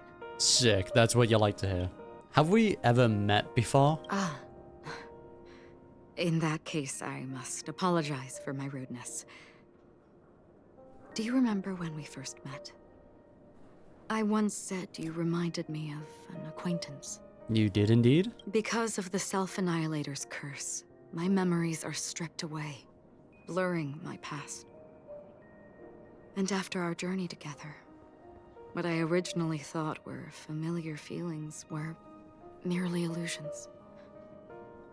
I believe this was truly our first meeting. Yeah, but hear me out. What if that wasn't an illusion? What do you mean? It's improbable that you've crossed paths with my past self. What I mean is, there is nothing left to retrace there. Only nihility. Yeah, but the thing about the Trailblazer is that we have a past that we don't know about. It is possible that we have come across Acheron, because we're both kind of in the same boat, like our memories are scrambled. I think I might have seen someone like you. I see. You've also had a similar experience? Then you should know that this me and your memory of me are not the same person. Fair enough. But some things will never change. Why is this in red? What does this mean? Long ago, I too was like you, with irreplaceable companions. Aww. We also embarked on journeys, making the best choices we could, whenever we could.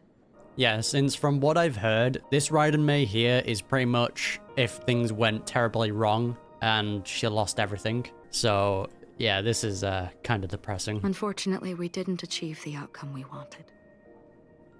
But moments like this make me feel like they never even left. In this universe, there exist countless worlds that are similar yet different, and countless people who are alike yet distinct. Man, you're hitting us with the music as well. Dude, why was this an optional thing? Who would want to miss this? I too have wandered alone, encountering acquaintances on strange worlds, seeing their silhouettes overlap with my past. Which makes sense. In your opinion, what does this déjà vu mean? Perhaps some sort of sentimental attachment or a longing for a certain someone. Attachment, desire, longing. They may all be right, but they are all incomplete. And they'll probably just remain that way as well. I believe it's not something external, but something that originates within us. An emotion that traverses time from a certain moment of our past to reach us. Perhaps it's a source of warmth and happiness. Or maybe it brings pain and sorrow. Each time we reminisce on our past, we always seem to notice a tiny but unforgettable instant that we left behind us, along with certain other things that remain constant throughout. Man, it's similar to, you know that moment where like you smell something and you just get hit with like a wave of memories just due to that smell? That will never get old, dude. That is a summary of our lives, encapsulating everything about us in these moments. Proof of our shared path. Again, I'm still shocked that this was even an optional, like, interaction. Within them, we glimpse our own essence. And thus, we truly exist. Mm-hmm. Just like everyone in this story. Hurtling onwards along the path of destiny with passion and courage for the things that breathe meaning into their lives. What is it with, like, the last, like, hour and just being hit with these deep messages? Set forth on your voyage without hesitation, Nameless. On the path of the Trailblaze. Hey, we will, Acheron. Even if the ending has been predetermined, that's fine. There are countless things that humans cannot change. If the end is predetermined, we just gotta make the most of everything in between. But before that, on the road towards the end, there are still many things that we can do. Mm-hmm. That indeed. And because of this, the end will thus reveal a completely different meaning. The friends we made along the way. This is the meaning of Journey. All those things, beautiful before, are still so now. And I believe This is such a nice visual as well. it will still bloom Oh, at the end of the man. nihility. Until we meet again beneath the sun's rays. Oh, come on, dude. It's so sweet. Showing her past self. Yeah, dude. You can't do me like that, man. You can't do me like that. That should not be optional. Oh, well done. Pom Pom's depressed. What did you guys do? No, Pom Pom. Pom Pom, no. There. Chin up, Pom Pom. Don't be sad.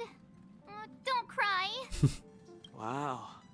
Your method of consolation is truly unsophisticated. Alright, Dan, you don't have to shoot her while she's down. Still better than just standing there like a scarecrow. Fair point. Yeah, is Match picking on Pom Pom again? How could you say that? Don't be so mean. And while you're here, why don't you help me comfort Pom Pom? Hey, we just got like a great moment with Acheron. I'm feeling great. We told Pom Pom all about our adventure, and they suddenly started crying. I've never seen Pom Pom so sad before. I mean, Pom Pom was very close to all three of them, so makes sense. The conductor never cries. Pom Pom is never sad. Hey, Pom Pom, I'm just saying, you have a cloud over your head. It's pretty obvious. Pom Pom is just angry. Yeah, angry. Is that so, Pom Pom? No matter where the express stops, you lot always manage to cause chaos. Whoa. My well thought out timetable completely ignored. If you carry on like this, the express is gonna run out of fuel. I'm sure we'll be alright, Pom Pom. That's right. Pom Pom is just angry. It's not because of Misha, Tiernan, Rosalina, and the rest. Bro, just give Pom Pom a hug, man.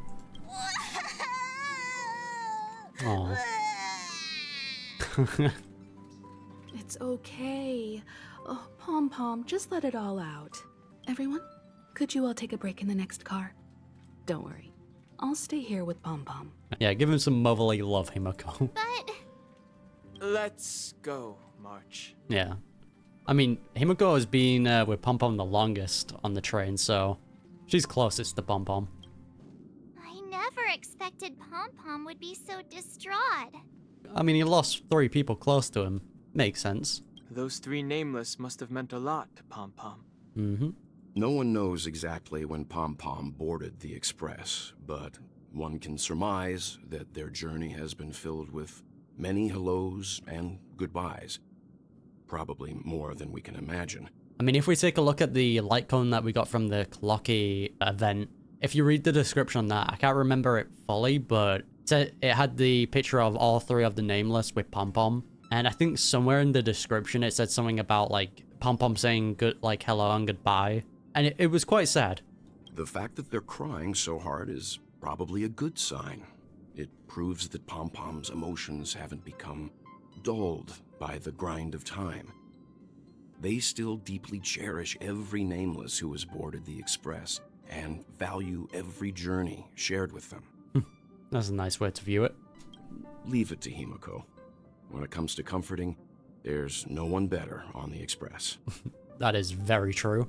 Also, yeah, Pom Pom said we might run out of fuel. What was that about?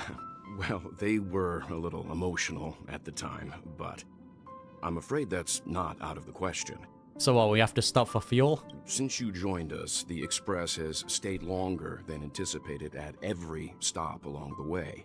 And My to bad. ensure that everyone always makes it back on board, Pom Pom has had no choice but to delay the warp jump schedule. Okay, so it's my fault. I see. No wonder I can regularly hear Pom Pom pacing anxiously up and down the corridor. Turns out Pom Pom's been silently putting in a lot of work for us. Wow. Yeah, we've got to put some respect on Pom Pom's name. Different from typical vehicles, the Astral Express converts every Trailblaze into the energy it needs to run. Ideally, as long as trailblazing expeditions continue without interruption, the Express will receive a constant flow of energy, much like a perpetual motion machine. So because we're stopping for too long on each journey, our fuel is slowly running out. I see. But because of our previous encounters, fuel is being used up much faster than expected. We can probably only pull off 2 more warp jumps at most. Whoa, okay. Only 2 more? Isn't that super risky? Oh, I don't want to become an ice cube floating around in space again. How about we just go on some quick adventures? You know, we warp somewhere, do a journey, get out, warp again. Hey, at least you'll be an adorable ice cube.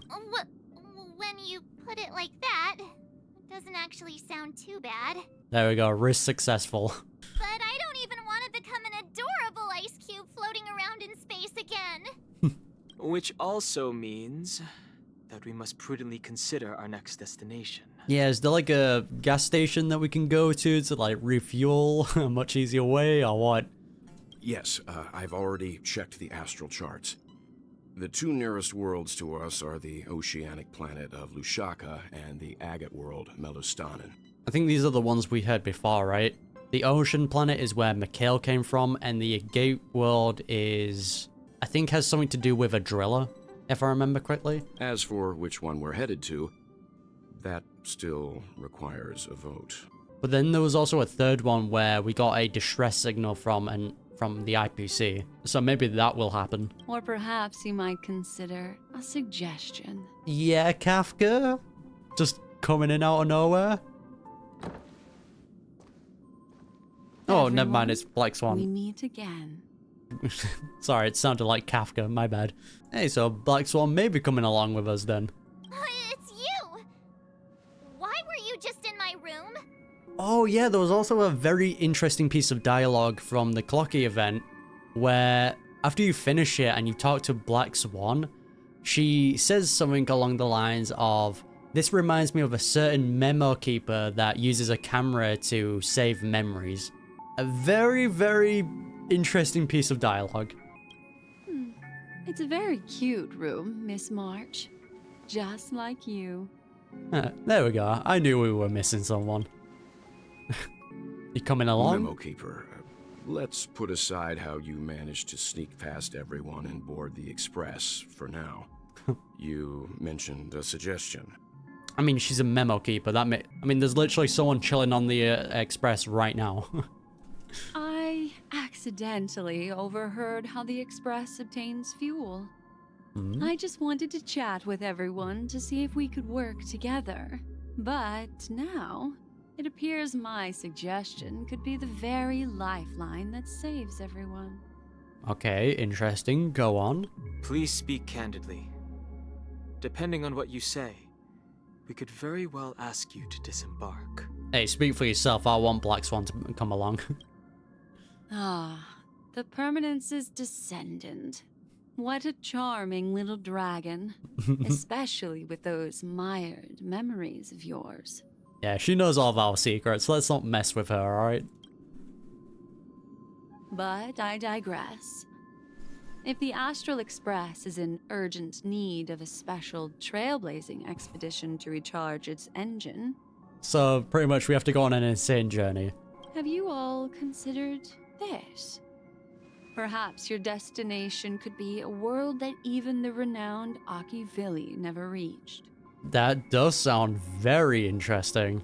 Also very dangerous. Should you be able to lay down a new stretch of silver rail, the Express may never have to worry about energy ever again. That is very intriguing.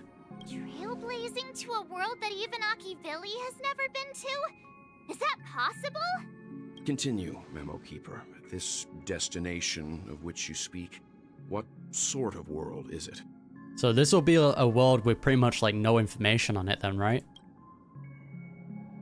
A world that many across the universe don't even know exists.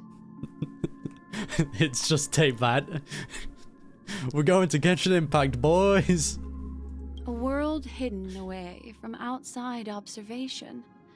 Its presence only revealed by the light from the mirror of the Garden of Recollection.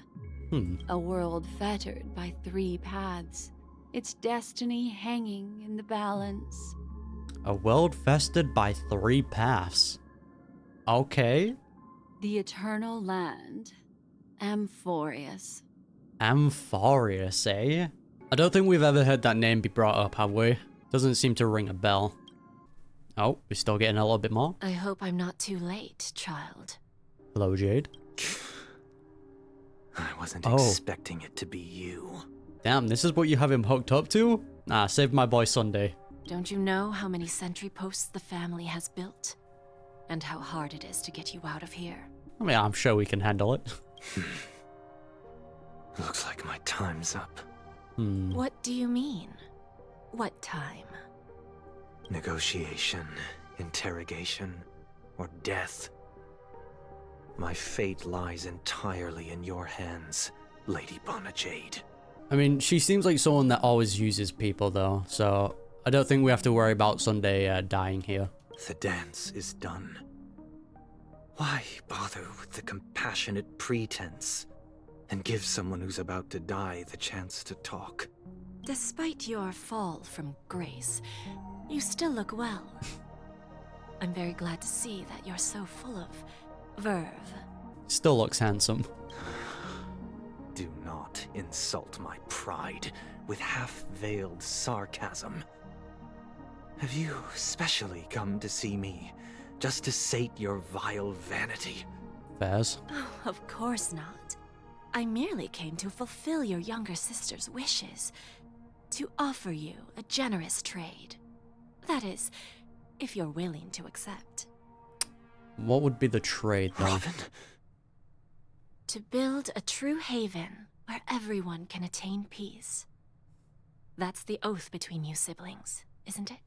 Is indeed. If I told you there was still a chance to realize this vow, would you be willing to talk to me then? There you go, you gotta throw out the bait a little bit, like she always does. I recognize the gravity of this question, which is why you don't have to answer me right now. Damn, Jade's done a very good job at just like throwing out a bunch of bait, and she's like, alright, I've thrown out the bait, I just need to wait now. I mean, done it with the Stellaron Hunters, done it with us, done it with Sunday. She knows what she's doing. Go now. You are free, O Chosen One, who dare to exceed his bounds. Sever your wings, descend to the mortal realm, and walk their lands. See what this world is truly like. I'm just letting him go. I will not accept your charity.